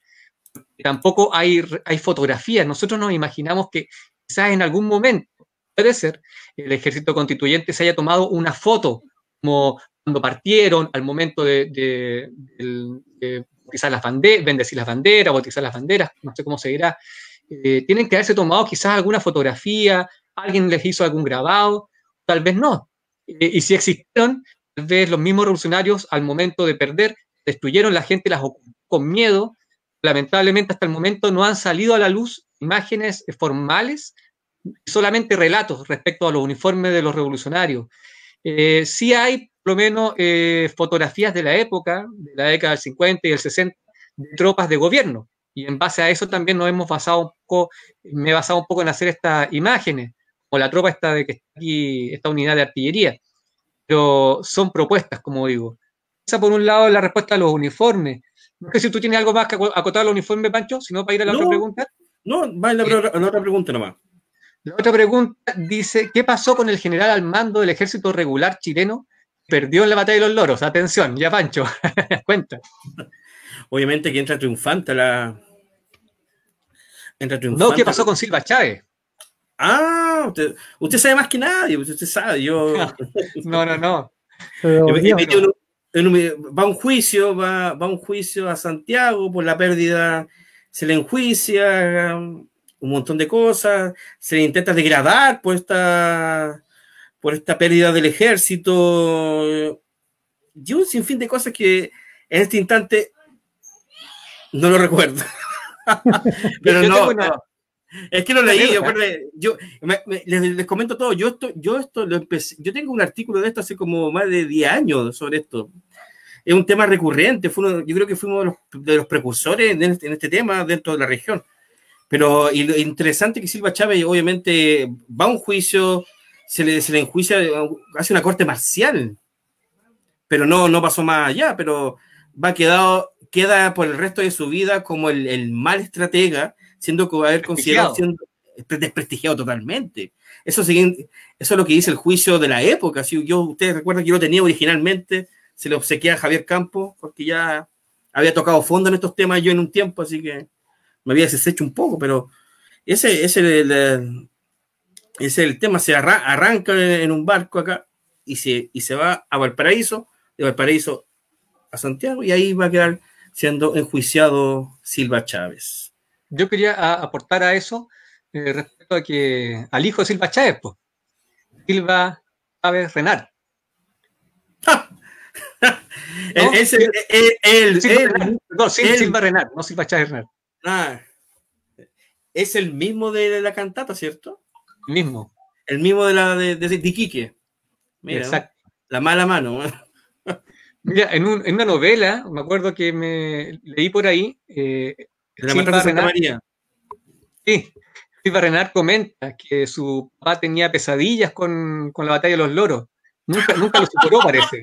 Pues eso es una parte novelada. Pero sí tiene que haber bastante. Obviamente, si eres considerado a nivel nacional el mejor estratega de Chile, y de la noche a la mañana unos milicianos, unos artesanos mineros te ganan un combate, chuta, la moral se te va, pero no, es la lógica. Exacto.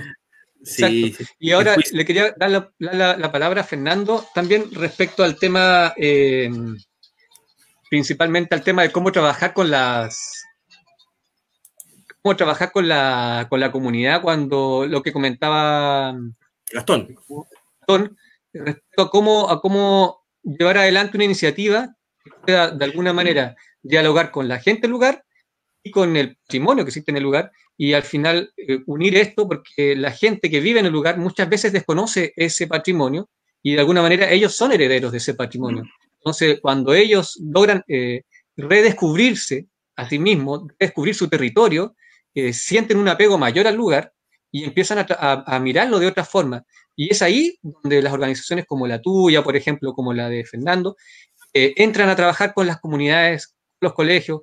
No, ahí le voy a dejar un poco la palabra a Fernando, como él también lo ha hecho respecto de su trabajo que hace relación histórica. Bueno, la verdad es que, por ejemplo, en el caso mío, nosotros fuimos variando en un principio como recreadores y ahora llevamos una muestra a los colegios. He descubierto que en el fondo la semillita que tú vas dejando en los niños, esa es la que se va repercutiendo después en las casas. Pancho en ese sentido tiene más experiencia como profesor. Tú cuando le dejas un interés a un niño en la casa y ese niño llega ya a su hogar y empieza a preguntarle a su padre o a su madre qué es lo que saben ellos de estas historias que le pertenecen a ellos, porque al final esta historia, uno cuando está en el colegio te dicen, no, la Constitución del 28, después te hablan de la Constitución del 33 y que derivó en la Constitución del 25. Ya, ¿y eso en qué me toca? ¿En qué me toca? La única forma de acercarla es teniendo interés en lo propio. En este caso es un tema totalmente regional, involucra a dos regiones hermanas que son, está Copiapó, La Serena, Coquimbo, Caldera, ¿ya? Y la única forma que veo yo de llevarla a terreno es involucrando primero a los que viven en el sector a través de los estudiantes. Después, etapas que tienen que ver con la etapa de la comunidad, cómo involucras comercialmente, porque al final esto sí o sí se tiene que transformar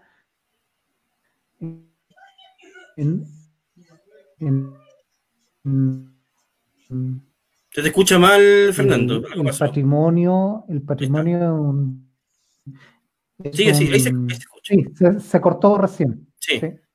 Bueno, el patrimonio al final también tiene un interés en la parte comercial turística.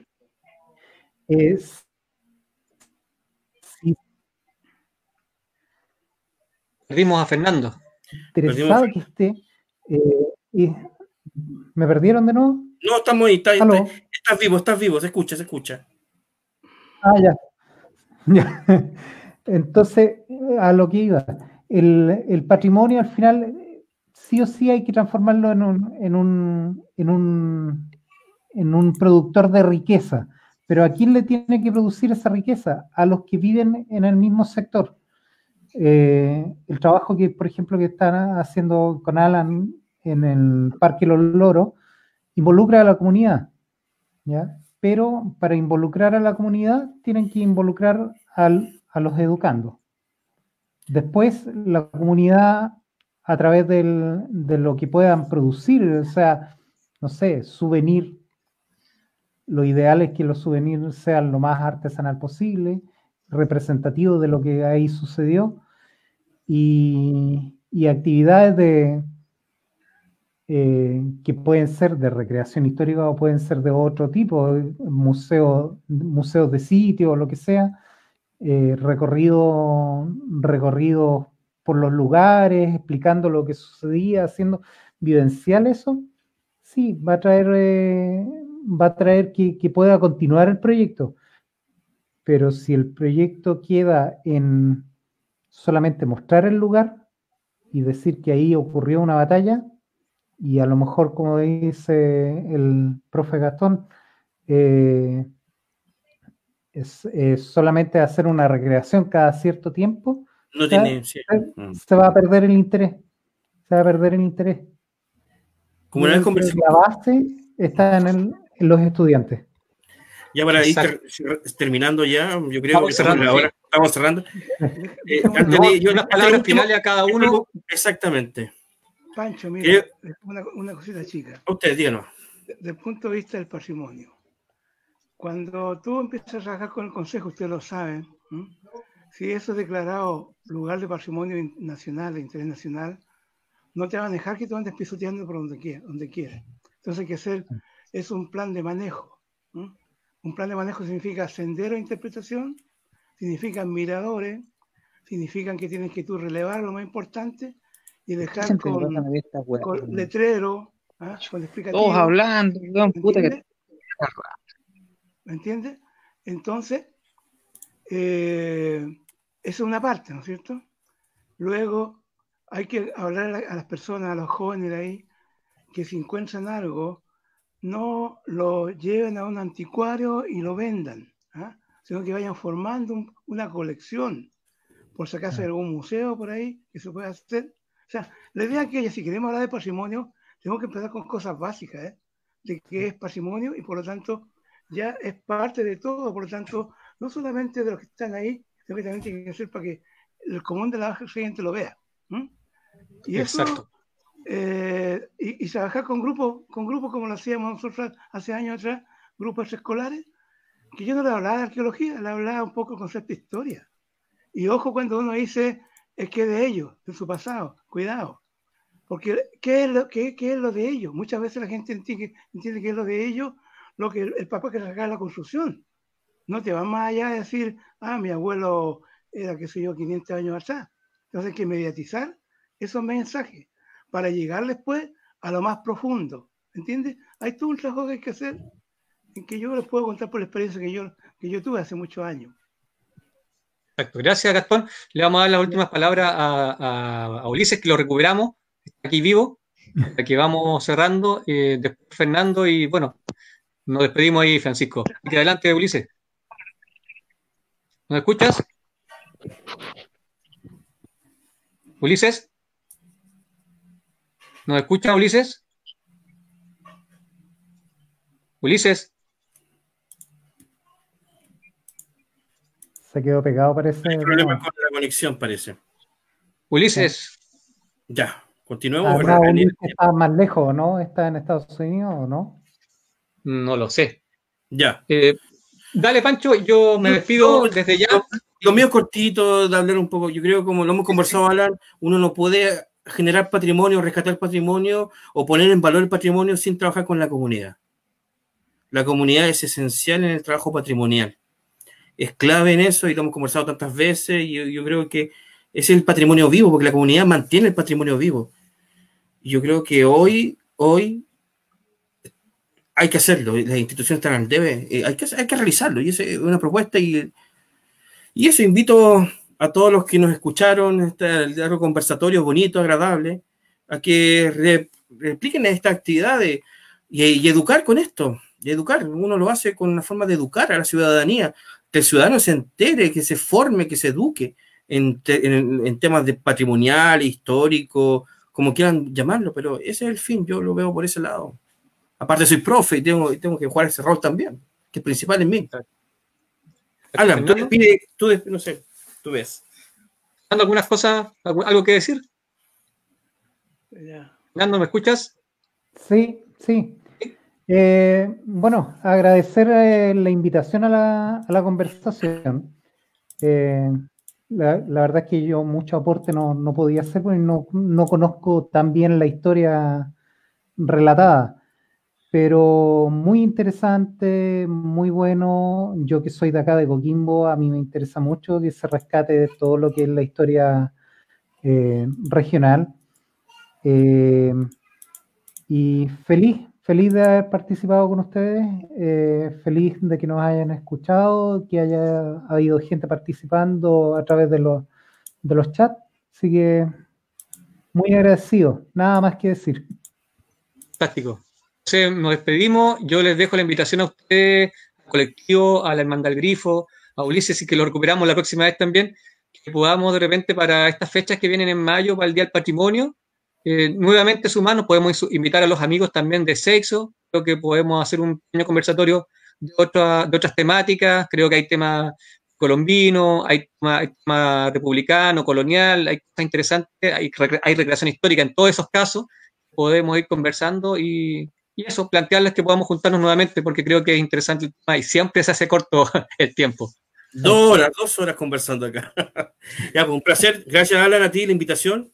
Chao. Gastón, Fernando, Chao, Gastón. a Ulises que está por allá, con la estratosfera. Chao, Pancho. Saludos. Chao, chao. Chao, chao. Chiquillos, nos están viendo. Nos estamos viendo.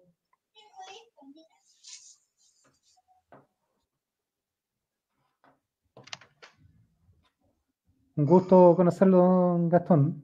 Hola, igualmente. Cuando quiera conversamos. Sí, muy interesante su propuesta. Gracias. Muchas gracias.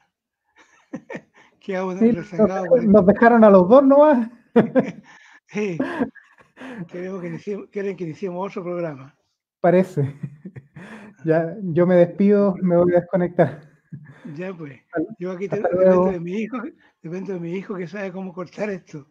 No cierre el programa nomás. Ya. Ya, que esté bien. Listo. Adiós. Adiós. ¿Cómo se puede hacer?